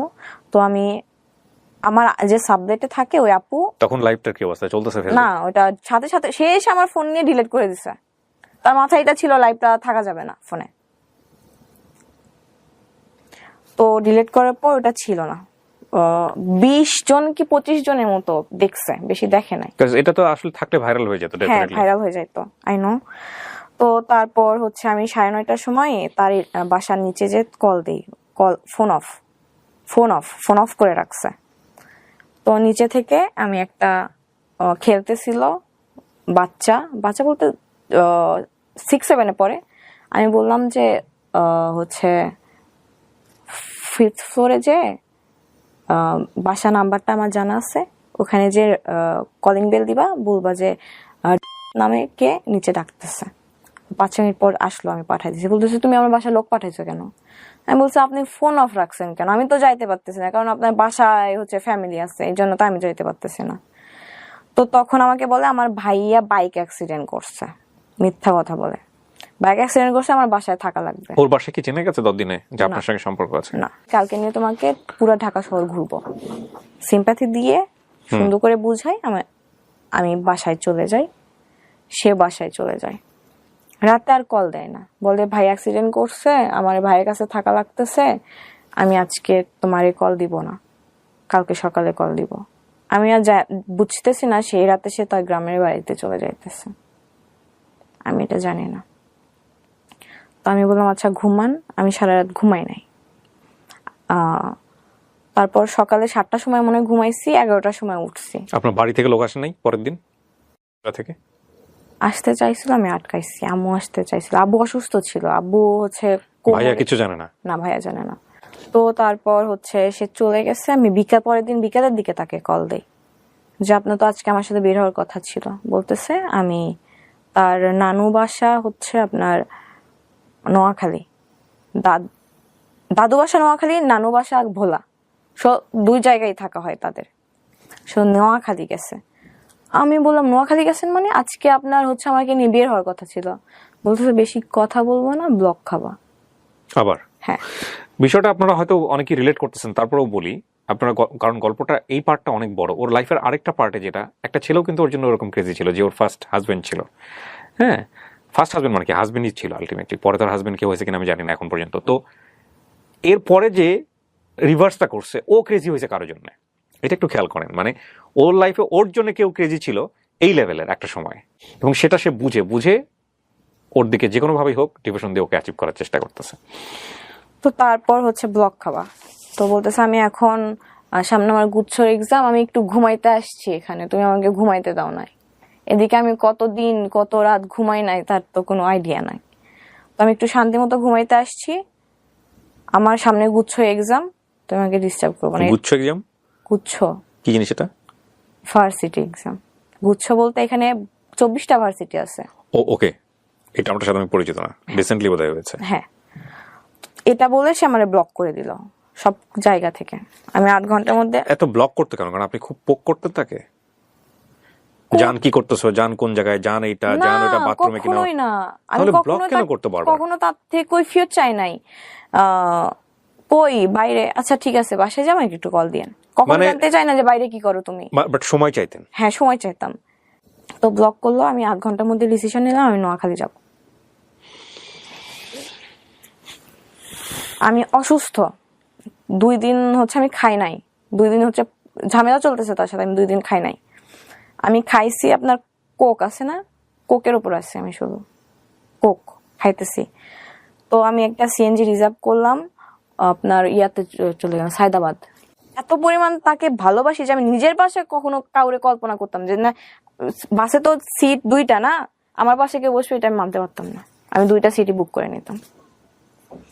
তো আমার কাছে টাকা ছিল না। তো আমি আম্মুকে ফোন করে বললাম যে আম্মু আমার সাইকিয়াট্রিস্ট দেখানোর কথা ছিল। ওকে, সো ফ্যামিলি থেকে সাইকিয়াট্রিস্ট দেখানোর কথা হচ্ছে। হ্যাঁ, আমার এগুলো ক্রেজিনেস দেখে আম্মুকে বললাম আমি ডক্টর দেখাবো, আমাকে টাকা পাঠান। সো আপনি রাজিও ছিলেন? হ্যাঁ, কারণ এটা আমার দরকার। আপনি বুঝতেছিলেন যে এগুলো আপনার প্রবলেম হচ্ছে, এবং আপনি 8-10 জনের মতো না। না, আমি ডিফারেন্ট, এটা আমি বুঝতেছিলাম যে আমাকে প্রবলেম করতেছে, এখান থেকে আমাকে হচ্ছে মুভ অন করা লাগবে। এটার জন্য ডক্টরকেও যদি দেখানো হয় আমি দেখাবো। তো আম্মুকে বললাম আমি ডক্টর দেখাবো, আমাকে টাকা পাঠান। মিথ্যা কথা বলছি। এই টাকা দিয়ে আপনি নোয়াখালী যাবেন? হ্যাঁ, আমাকে 5,000 টাকা পাঠাইছে। আমি গেছি, সারা রাস্তা আমি তার সাথে কন্ট্যাক্ট করার চেষ্টা করতেছি, পারতেছি না। নোয়াখালীর অ্যাড্রেসটা জানতেন? জানি না কোথায় থাকে, আমি শুধু জানি নোয়াখালী সদরের আশেপাশে থাকে। আমি কি করবেন, মাইকিং করবেন? এই মধ্যে যদি আমি তার সাথে কন্ট্যাক্ট করার চেষ্টা করি, সে তো অবশ্যই যদি জানে যে আমি নোয়াখালী যাইতেছি, তার তো অবশ্যই এটা না যে নোয়াখালী আসতেছে, অন্তত দেখা করবো আমি। জানাবেন কি তার ফ্রেন্ডদেরকে? হ্যাঁ, ফ্রেন্ডদের মাধ্যমে। তো আমি তার একটা ফ্রেন্ডকে ফোন দিলাম, তো ব্যস্ত বলতেছে। আমি মনে করলাম ব্লক করে দিছে ওর ফ্রেন্ড আমাকে। তো আমার সামনে সিটে একটা আন্টি বসছিল, আন্টির কাছ থেকে ফোন নিলাম আমি যে আন্টি একটু কথা বলবো, আমার ফোনে টাকা নাই। তো ওইখান থেকে তার ফ্রেন্ডকে একটা ফোন করলাম যে ভাই আপনি কি আমাকে নাম্বারে ফেসবুকে ব্লক করছেন? বলতেছে হ্যাঁ। কেন করছেন? বলতেছে যে ফোন দিয়ে বলছে যে আমার সাথে যদি কোনো কন্টাক্ট রাখিস তাহলে তোর সাথে আমি ফ্রেন্ডশিপ রাখবো না। তো আমাকে বাধ্য হয়ে করা লাগছে। বলতেছে যে আপু কিছু মনে করেন না। তারপর আমাকে অনেকগুলো কথা শুনে দাও যে হ্যাঁ তুমি ওর জন্য পাগল, ও তো থাকতেই চাইতেছে না, ওকে ছাড়ো। তারপরে আমি হচ্ছে আমার একটা ফ্রেন্ডকে কল দিলাম যে আমি তোর নাম্বার দিতেছি, কন্টাক্ট কর। তো সে সাথে কন্টাক্ট করতে পারছে। তো বলতেছে ভাইয়া হচ্ছে রাফিয়া তো অন দ্য ওয়ে হচ্ছে নোয়াখালী যাইতেছে, কুমিল্লায় আছি আমি তখন। তো বলতেছে ও মরে গেল, আমি ও রাস্তায় পড়ে থাকলে আমি ওর সাথে দেখা করবো না, ওর লাশের দিকে আমি ফিরেও তাকাবো না, এইভাবে বলছে। তো বলতেছে যেখানে আছে সেখান থেকে ঢাকা ব্যাক করতে বলো। তো আমার সেন্সে ছিল যে আমার লাভ নাই, বাট রাত 9:30 কি 10টা বেজে গেছিল। ওই হাইওয়েতে নামলে আশপাশ কোনো বাড়ি ঘর নাই, আমি ওইখানে যদি নামি আমি বিপদে পড়ে যাব। আমি চেষ্টা করতেছিলাম যে আমি ঢাকার দিকে ব্যাক করার, তো পারতেছিলাম না। তো তারপরে হেল্পার কন্ট্রাক্টর ছিল বাসে, বললাম যে আমাকে একটু কোনো বাস স্ট্যান্ডে নামাই দিয়েন, বা যেখান থেকে আমি ঢাকাতে ব্যাক করতে পারবো। রাত বাজে তখন 11:30। আমাকে একটা বাস স্ট্যান্ডে নামাই দিছিল নোয়াখালীতে ঢুকতেই, চাটখিল জায়গাটার নাম। আমি সাথে অন্য একটা ফ্লেক্সি লোডের দোকান থেকে ফোন নিয়ে কল দিই, এর নাম্বার ঢোকে না, আম্মুর নাম্বার ছিল আমার কাছে, ওর আম্মুর নাম্বারে কল দিছি, ওর আব্বু ধরছে। তো আমি পরিচয় দিছি আমি তার ফ্রেন্ড, আমি নোয়াখালী আসছি একটা কাজে, ফোন পাচ্ছি না, তোকে দিছে। তারপর বলতেছি আমি তোর আম্মুরে কল দিতেছি, সেটা বললাম। আমার আম্মুরে কল দিয়ে যাতা বলছে, মাকে ফোন দিয়ে যাতা বলছে। তো তারপর আমি বলতেছি আপনি যা ইচ্ছা করেন আমারে কল দেন, এখন আমার নাম্বার যেহেতু আপনি ব্লক করছেন আমি আপনাকে কল দিতে পারতেছি না। আমি এখন রাগ বাদ দেন, আমি একটা মেয়ে, আমি হয়ে আপনার কাছে হেল্প চাইতেছি, আমি একটা মেয়ে হয়ে আপনার কাছে সাহায্য চাইতেছি। রাত 12টা বাজে, এখানে আশপাশ সব দোকান বন্ধ, আপনি আমাকে হেল্প করেন। বলতেছে তুই মর, আমি তোর লাশও দেখতে যাব না। কানাকাটি করছে আশপাশ, ফোনে এগুলা বলতেছে। হ্যাঁ, আশপাশ ইটস ভেরি ডেঞ্জারাস। কেন বলি আপনাকে, এখানে অনেকগুলো ইস্যু আছে। ওই যে বললো না যে মারা যাবা সামথিং লাইক দিস, এই যে ফোনটা কথা বলছে, ওর ফোন থেকে যত ফোন গেছে, এটা কি আপনার ফোন থেকে ছিল? আপনার ফোন থেকে ওর সাথে কথা বলতেছিলেন তখন, নাকি অন্য কারো ফোন থেকে? মানে এটা যদি কখনো নিজের ফোন থেকে বলে বা ওর ফোনে যার আছে সেটা যদি ট্র্যাক আউট করা যায়, তাহলে এটা মানে কি সম্পর্ক, কেন মেয়েটা মারা গেছে বা কি হয়েছে যদি যায়, এটা বের করা কোনো ব্যাপারই না বাংলাদেশ পুলিশের জন্য। সো এই যে ফোনে আমরা এই জাতীয় কথাবার্তাগুলো বলি, 100 বার চিন্তা করা উচিত। তো তারপর সে যখন ফোন কাটলো, একটা সিনজেলা সে বলতেছে আপু কোথায় যাবেন? তো আমি বলতেছি ভাইয়া আশেপাশে কি কোনো আবাসিক হোটেল আছে বা 5 স্টার বা 4 স্টার হোটেল আছে, আমি একটু থাকবো, আমি কাজে আসছিলাম, আমি ফেসে গেছি এখানে। তো সিনজেলাটা বয়স্ক ছিল, আঙ্কেল টাইপের, প্রায় 10 কিলো আমাকে নিয়ে গেছে। কোনো আলো নাই, অন্ধকার, ইচ্ছা করলে কিন্তু আমার ক্ষতি করতে পারতো। আমি দিকে দোয়া পড়তেছি যেন মানে কোনো বিপদে না পড়ি। সে আমাকে একটা হোটেলের নিচে নামাই দিল, চাইনিজ হোটেল ছিল মনে হয়। তো তখন কল দেয় আমার নাম্বারে, কল দিয়ে বলে আমি তোর নামে জিডি করবো থানায় কালকে, তুই যে আমাকে থ্রেট দিতেছস জিডি করবো। ঠিক আছে, যা ইচ্ছা করেন। তো তারপরে আবার কল দিয়ে বলতেছে যে আমি তখন আমি হোটেলে ঢুকবো মাত্র, তখন কল দিছে। তো বলতেছে আমি একটা পুলিশ আঙ্কেলকে পাঠাইতেছি, কোথায় আসো অ্যাড্রেস দাও, তুমি বাইরে আসো, কেউ যদি তোমাকে আমি কিছু করতে পারবো না এখানে। আমি বলছি এটা মাথায় আছে আপনার? 12:30 পৌনে 1টা বাজে এখন। কিন্তু ওর তো মাথায় ছিল, আপনার কেন মাথায় থাকে নাই? আমার মাথায় আছে, এই জন্যই তো আমি চেষ্টা করতেছি নিজের প্রোটেক্ট করা। হয়ে গেছে, আমি তো চলেই গেছি ওখান থেকে, তো আর ব্যাক করতে পারতেছি না। রাফিয়া, আমার প্রশ্নটা হচ্ছে যে এরকম একটা ঘটনা তো আপনার নোয়াখালীতে যাওয়ার আগে চিন্তা করার কথা। হ্যাঁ, তখন সেটা মাথায় ছিল না। তারপর 999 কল দিছে সম্ভবত, আমি অ্যাড্রেস দিছি, পুলিশ আসছে আমারে থানায় নিয়ে গেছে। থানায় ঢুকছি 1:30টার সময়, তার মধ্যে তার বড় ভাইয়ের সাথে কন্টাক্ট হয়েছে। থানায় নিয়ে আপনাকে কি প্রশ্ন করলো? থানায় নিয়ে অনেক প্রশ্ন করছে, ডেফিনেটলি করা উচিত। এবং আপনাকে যখন থানায় নিল, তার আগে কি আপনার বাবা মার সঙ্গে আপনার কথা হয়েছে যে আপনি থানায় যাচ্ছেন, বা থানায় নেওয়ার পরে পুলিশ কি জানিয়েছে? তো তার মাঝখানে তার বড় ভাইয়ের সাথে কথা হয়েছে। তার বড় ভাই বাইরে থাকে, দেশের বাইরে। আমি তাকে ফোনে না পেয়ে তার বড় ভাইকে সবকিছু বলে দিই। হ্যাঁ, আমার দেয়ালে পিঠ থেকে গেছিল। কি বলবেন আপনি? অপরাধ তো তার না, আপনার কথা অনুসারে যদি আমরা হ্যাঁ, কারণ সে তো তার দিক থেকে ক্লিয়ার, দোষটা আমার, আমি বলতেছি। তো তার বড় ভাই আমাকে বলতো যে আগে তুমি থানা থেকে বের হয়ে ঢাকায় যাও, তারপর এই বিষয় নিয়ে কথা হবে। আগে তোমার মেইন পয়েন্ট হইতেছে যে তুমি সেফলি আগে থানায় যাও, সেফলি আগে তুমি ঢাকায় পৌঁছাও। ভাইয়াটা খুব ভালো ছিল, ওর বড় ভাইয়া সুন্দর করে কথা বলছে। থানায় গেছি, আমাকে থানার ওসি সুন্দর ব্যবহার করে বলতেছে আপনি আমাদের থানার গেস্ট, হ্যাঁ আপনি এখানে থাকেন, আমার একটা ছবি ভিডিও ক্লিপ করে যে কেন আসছিলাম, আমি ফ্র্যাঙ্কলি বলছি যে আমি একটা কাজে আসছিলাম, বিপদে পড়ে 999 কল দিছি, শেষ। তো তারপর আমাকে একটা ঘরের মধ্যে আটকায় রাখা হলো, এমন ভাবে আমাকে ওইখানকার মহিলা পুলিশরা ট্রিট করলো যে আমি একটা কেসের আসামি। আমি ওই দিন ভাইয়া বিশ্বাস করে আমি দুনিয়া চিনছি। ওই 18 ঘন্টা আমি থানায় ছিলাম, আমি দুনিয়া চিনছি, সে আমায় চিনাই দিছে। আমি যে থানায় ছিলাম একটাবার কল দেয় না আমারে যে তুমি কি সিচুয়েশনে আসো। আমাকে লিটারালি ফোর্স করা হইতেছে যে ওই ছেলের নামে মামলা করো, ফ্যামিলির নামে জিডি করো।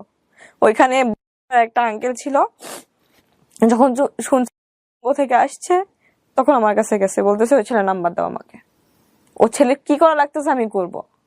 আমি বললাম না, আমি তার কোনো ক্ষতি চাই না। একটা বারও কল দেয় নাই, হারাই গেছে সে। তারপর আমি অনেকবার ট্রাই করছি, তাকে আমি কোনোভাবে ফোনে পাই না। তার আম্মু নাম্বারে কল দিছি, ফোনে পাই নাই। তার ভাইয়াকে লাস্ট অব্দি কল দিছি সকালবেলা, ভাইয়াকে বলছি, এটা বলা সাহস পাই না যে ভাই আমি এর সাথে কথা বলবো, বড় অনেক সিনিয়র, প্রাউডলি বলছে যে আমি তাকে বেস্ট সলিউশন দিছি, থানা হচ্ছে সেভ করছি। বাট ওই 17 ঘন্টা যে আমি কি ফেস করছি শুধু আমি জানি। আমাকে কয়েদের খাবার দেওয়া হয়েছে যেগুলো থানার জেলে বসে খায়, আমি আমি ছুঁয়ে দেখি নাই। আমার 14 গোষ্ঠী এগেও কখনো থানা ফেস করে নাই। ওখানে লিটারালি আমার উপর ফোর্স করা হয়েছে যে জিডি করেন, জিডি করেন, জিডি করেন। আপনার হচ্ছে আমি হাত ধুবো, আমাকে হচ্ছে কলা কলা দিছে, কেক দিছে। তো কলাটা পচা টাইপের ছিল, আমি খাইছি, তারপরে জীবনে খাই নাই। আমি কখনো নিজে হাতে ভাত খাই না, বাসায় গেলে আম্মু খাওয়াই দেয়। তো আমার হাত রেখে গেছে। আমি বললাম যে একটা মহিলা কনস্টেবল ছিল, আমি বললাম যে দরজাটা খুলেন, আমি একটু হাত ধুবো। বলতেছে আপনার কয়টা চাকর আছে, আপনি বারবার হচ্ছে দরজা খুলবে আবার হচ্ছে লাগাই দিবে। আমি ওই দিন আমি দুনিয়া চিনছি। তারপরে আমার মনের মধ্যে এটা আসছে যে আমি তার দিকে আর ফিরে তাকাবো না, এখান থেকে বের হই আমি শুধু। তো হচ্ছে থানাতে বলতেছিল যে ফ্যামিলি মেম্বার না আসলে আপনাদের ছাড়বো না। আব্বু অসুস্থ এদিকে, আম্মু তো কিছুই জানে না, কোনো ওয়ে না পায়। আমি একটা ফ্রেন্ডকে ফোন দিছি যে দোস্ত আমি এরকম নোয়াখালী হচ্ছে এখানে এসে, ডিটেলসে বললাম না, আমি তাকে বলছি তুই নোয়াখালী আয়, এসে আমার জাস্ট নিয়ে যায় এখান থেকে। সে একবারও জানতে চাইলো না কি হয়েছে, কাহিনী কি। সে বাইক রাইডার, হ্যাঁ, বাইক থেকে নোয়াখালী গেছে, বিপদে সাহায্য পাইছি। সে যদি আমাকে ওইখান থেকে না নিয়ে আসতো, আমি 5 দিনে ওইখান থেকে বের হতে পারতাম না। সো ফ্রেন্ড গিয়ে ফ্রেন্ড বনসই দিয়েছে। হ্যাঁ, নোয়াখালী থেকে 7.5 ঘন্টা জার্নি করে বাইকের উপরে। এর মধ্যে আমি এটা পর নিয়েছিলাম যে সে জাহান্নামে যাক, আমি তাকে কখনো খোঁজ নিব না, তাকে ফোন দিব না। আমার এই রাগটা ছিল 8 ঘন্টার। এরকম রাগ আপনার অনেকবার হয়েছে সম্পর্কের মধ্যে? 8 ঘন্টা রাগ ছিল। তাকে আমি ফোন দেই আমার ফ্রেন্ডের নাম্বার থেকে, ফোন ধরে না, তার আম্মুর নাম্বারে কল দেয়, তার আম্মু ধরছে। তো আমার ফ্রেন্ডকে দিয়ে কথা বলাই যে আমি ফ্রেন্ড হচ্ছে, সে বলতেছে নাই। তো তারপর আমি ঢাকায় আসি। ঢাকায় আসার পর অনেকভাবে চেষ্টা করি তার সাথে কন্ট্যাক্ট করার। ফেক আইডি খুলে তার মেসেজ দেই যে আমার রিপ্লাই করা লাগবে না, আমার মেসেজগুলো দেখেন, শুধু মেসেজগুলো দেখেন, সিন করেন, আমার তাতেই শান্তি। 2 দিন পরে দেখি সেখানে ব্লক করে দিছে। আরেকটা ফেক আইডি খোলার পরে দেখি যে মেসেজ দেওয়ার পর লেখা হচ্ছে they can not receive your message. মানে এমন সিস্টেম করছে যে কোনো ফ্রেন্ড লিস্টে যারা আছে তারা ছাড়া কেউ যেন মেসেজ দিতে না পারে। আমি টোটালি ভেঙে পড়ি যে যার জন্য আমি এত কিছু ছাড়ছি, আমি আমার শহর ছাইড়া আসছি, আমি আমার আম্মুকে ছাড়া কখনো থাকি নাই, ছাইড়া আসছি, এত স্ট্রাগল করছি, সে মানুষটা সেই শব্দে আমাকে রেখে চলে গেল।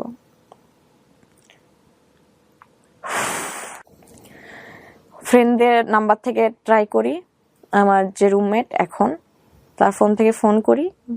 বেশ কয়েকদিন আগে আমার কণ্ঠ পেয়ে ফোনটা কেটে দেয়। সে কোনোভাবে আমার সাথে ইনভলভ হইতে চায় না, চলে গেছে। সেই সুযোগটা খুঁজতেছিল অনেকদিন যাবত। পুলিশ কেসের পরে কি আর যোগাযোগ হয়েছে? না, থানার পরে আর যোগাযোগ হয় না। থানার ঘটনাটা কবে? থানার ঘটনাটা 30 জুন। 30 জুন। আজকে আমার যে রেকর্ডিং টাইম সেটা হচ্ছে 21 জুলাই, 20 দিন 21 দিন আগের ঘটনা।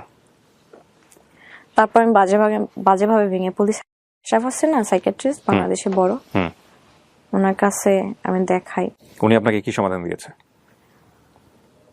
শুধু একটু বলেন যে ওনার সমাধানটা আপনার কাছে ভালো লেগেছে কিনা, এটা বল। ভালো লেগেছে? ওষুধ যেন সব ঠিকভাবে খাই, আর মেইনলি দোষটা আমার, আমি জানি, কারণ আমি তার প্রতি স্টিল নাও বাজেভাবে ক্রেজি একদম। সে আমার কে দোষ দিচ্ছে, যে ও ছেলে তো তোমাকে আগে থেকেই ক্লিয়ার করছে। এই গল্পটা আপনি বলবেন, এটা কি আপনার আগে থেকে চিন্তা ছিল, নাকি আপনি এই থানার ঘটনা বা সমস্ত কিছু ঘটার পরে আপনি সিদ্ধান্ত নিয়েছেন? আমি আমার লাইফের গল্প, যেটা আমার ম্যারিড লাইফ, এটা আমি শেয়ার করতে চাইতাম, বাট এত কিছু হয়ে যাবে আমার এই 20 দিনের মধ্যে, এটা আপনি জানতেন না? জানতাম না। তারপরে হচ্ছে আমি আপনার পেজে যে আপনাকে ছোট একটা মেসেজ দিয়ে রাখি, 5-6 লাইনের। রাইট, আমি ফোন নাম্বার ছিল ওখানে, হ্যাঁ আমি সেটার স্ক্রিনশট মহিউদ্দিনকে পাঠিয়েছিলাম। হ্যাঁ আমি বলে তারপরে এসে আমার সাথে এসে শেয়ার করছে, স্যার এই হচ্ছে স্টোরি। বলছে লেস আগে আনো ওকে, আমি কথা বলি, দেখি তারপরে কি অবস্থা। সেই কথা বলাটাই এটা। জি।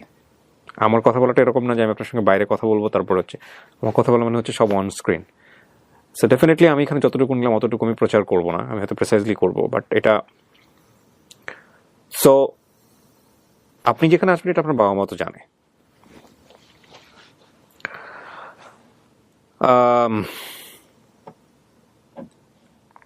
খুব কমন প্রশ্ন, কেন বললেন গল্পটা?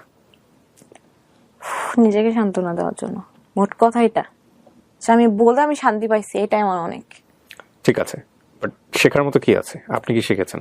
আমি শিখছি যে কাউকে লাইফে অন্ধবিশ্বাস করতে নাই, প্লাস লাইফ কারোর জন্য কখনো থেমে থাকে না। আপনি শিখেন নাই?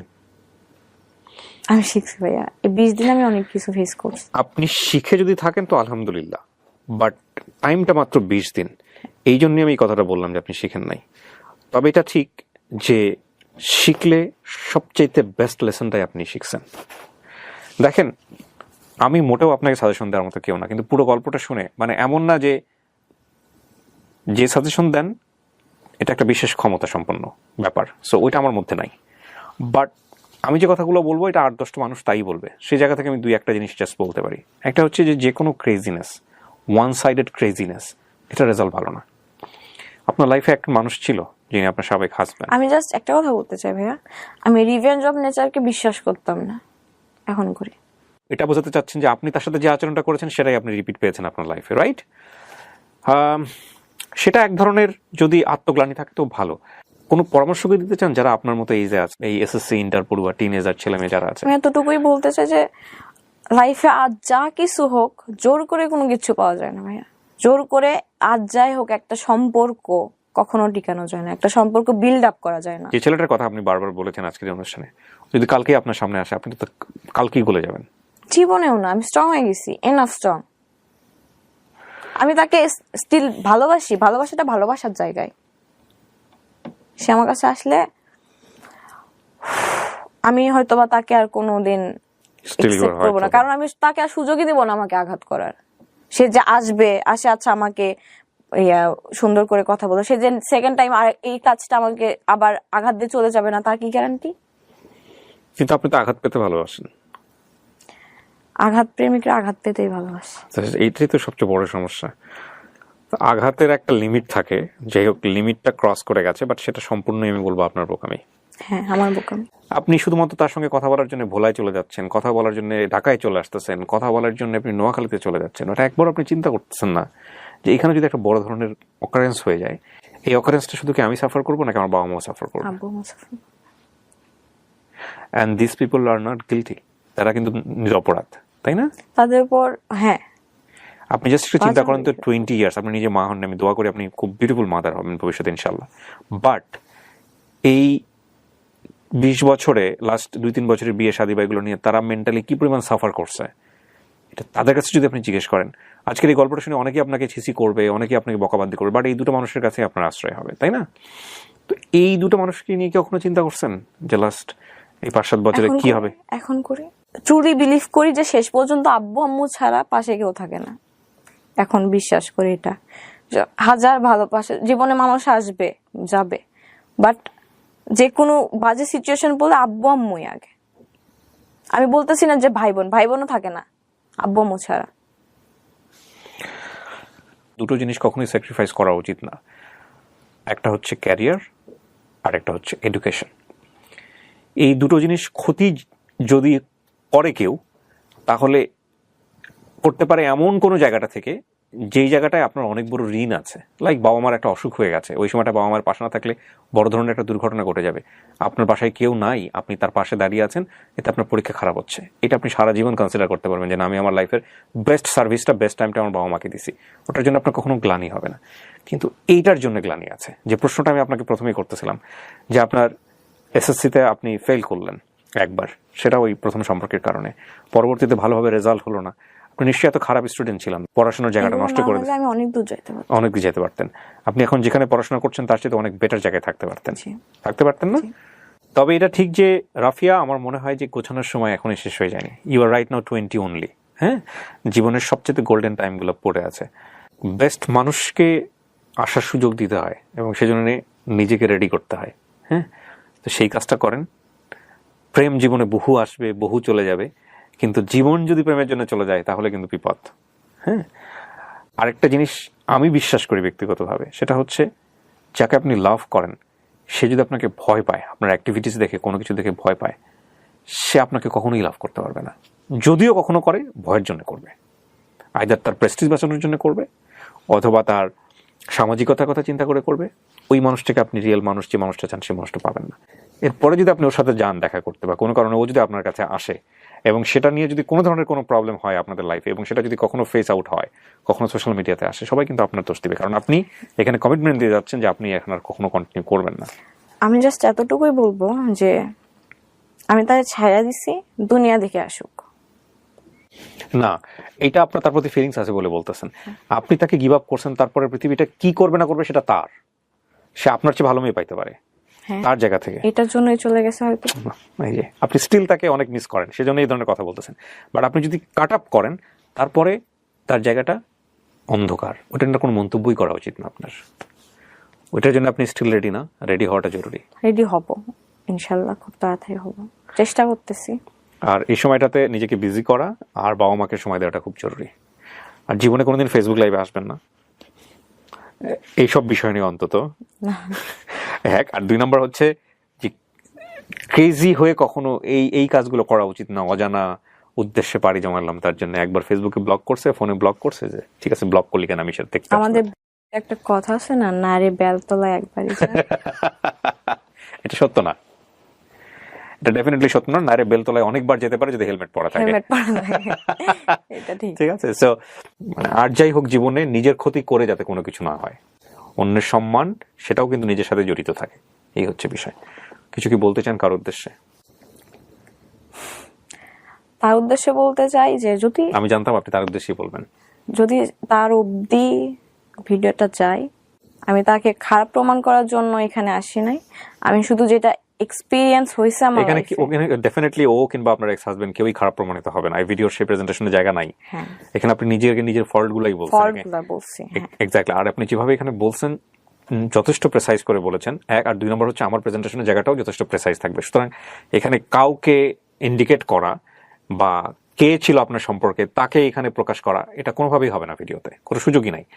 কিন্তু এই ভিডিও রেস ধরে যদি এসে কেউ বলে যে আমি সেই ব্যক্তি, সেটা তার ব্যক্তিগত বিষয়, সেটা তার ব্যক্তিগত। কিংবা এই ভিডিও রেস ধরে যদি আপনিও আপনার আইডিতে গিয়ে বলেন যে যাকে নিয়ে আমি গল্প বলছিলাম সে হচ্ছে এই লোক, সেটাও আপনার ব্যক্তিগত বিষয়, এবং সেটার জন্য যদি কোনো ভুল হয়ে থাকে সেটার দায় আপনি নেবেন। কিন্তু আমাদের এন্টিটিতে আমরা কখনোই কাউকে ইন্ডিকেট করে করি না। আর দ্বিতীয় কথা হচ্ছে যে আপনি যাদেরকে নিয়ে গল্প বলেছেন সেখানে আপনি কাউকেই দোষ দেননি, সেখানে আপনি নিজেকেই দোষ দিয়েছেন। সুতরাং সেই সুযোগটাও নাই। ওর বাইরে কাউকে কিছু বলার আছে? আব্বু মুখে সরি বলতে চাই। ভাইয়া প্রচুর ভালোবাসি ভাইয়াকে, ভয় পাই, ভালোবাসি যতটা তার থেকে বেশি ভয় পাই। আজকে 6 বছর ভাই আমার সাথে কথা বলে না, 6 বছর ভাই আমার সাথে কথা বলে না, খুব পেইন হয়। ঢাকায় আসছি, 7 মাস ধরে আসি আমি, একদিনও দেখা করে নাই, ভুল করে একবার কল দেয় নাই আমার, জানি আমার দোষ। হ্যাঁ, ঈদে গেছি, রোজা কুরবানি ঈদে বাসায় গেছি, একবার আমার দিকে তাকাও দেখে নাই। ভাইয়াকে সরি বলতে চাই, আব্বু আম্মুকে সরি বলতে চাই। অনেক পেইন দিছে, আর পেইন দিব। আমি নিজের লাইফ গোছানোর চেষ্টায় আছি। আমার থেকে এরকম ভুল আর কখনো রিপিট হবে না। প্রিয় দর্শক এবং শ্রোতা, এই গল্পটা শেষ হোক এখানেই। আমি আবারও বলছি, ওনাকে আপনারা জাজ করবেন না, তবে এটা ঠিক যে যে তার নিজের ভুলগুলো বুঝতে পারে সেটা তার জীবনে অ্যাসেট হয়ে যায়। ও 20 বছরের জীবনে যে অভিজ্ঞতার মধ্য দিয়ে গেছে সেইটাকে যদি সে রিয়েলাইজ করে সামনের জীবনটাকে সুন্দর করার চেষ্টা করে তাহলে ডেফিনেটলি ওর জীবনটা সুন্দর হবে, এটা হচ্ছে বিষয়। আর একই সাথে ও আজকে এসে ও যাদেরকে সতর্ক করে গেল, বিশেষ করে এই যেসব ছেলেমেয়েরা অনেক বেশি অধিক বেশি ইমোশনাল হয়ে জীবনে এইসব ডিসিশন নিয়ে লেখাপড়া খারাপ করে ফেলে, ক্যারিয়ারটা খারাপ করে ফেলে, তাদের জন্য আজকের এই গল্পটাতে অনেক অনেক শিক্ষণীয় বিষয় আছে। থ্যাংক ইউ রাফিয়া, দোয়া করি আমরা, এবং আপনি যেই সাহসটা নিয়ে, যেই সৎ মনোবাসনা নিয়ে এখানে এসেছেন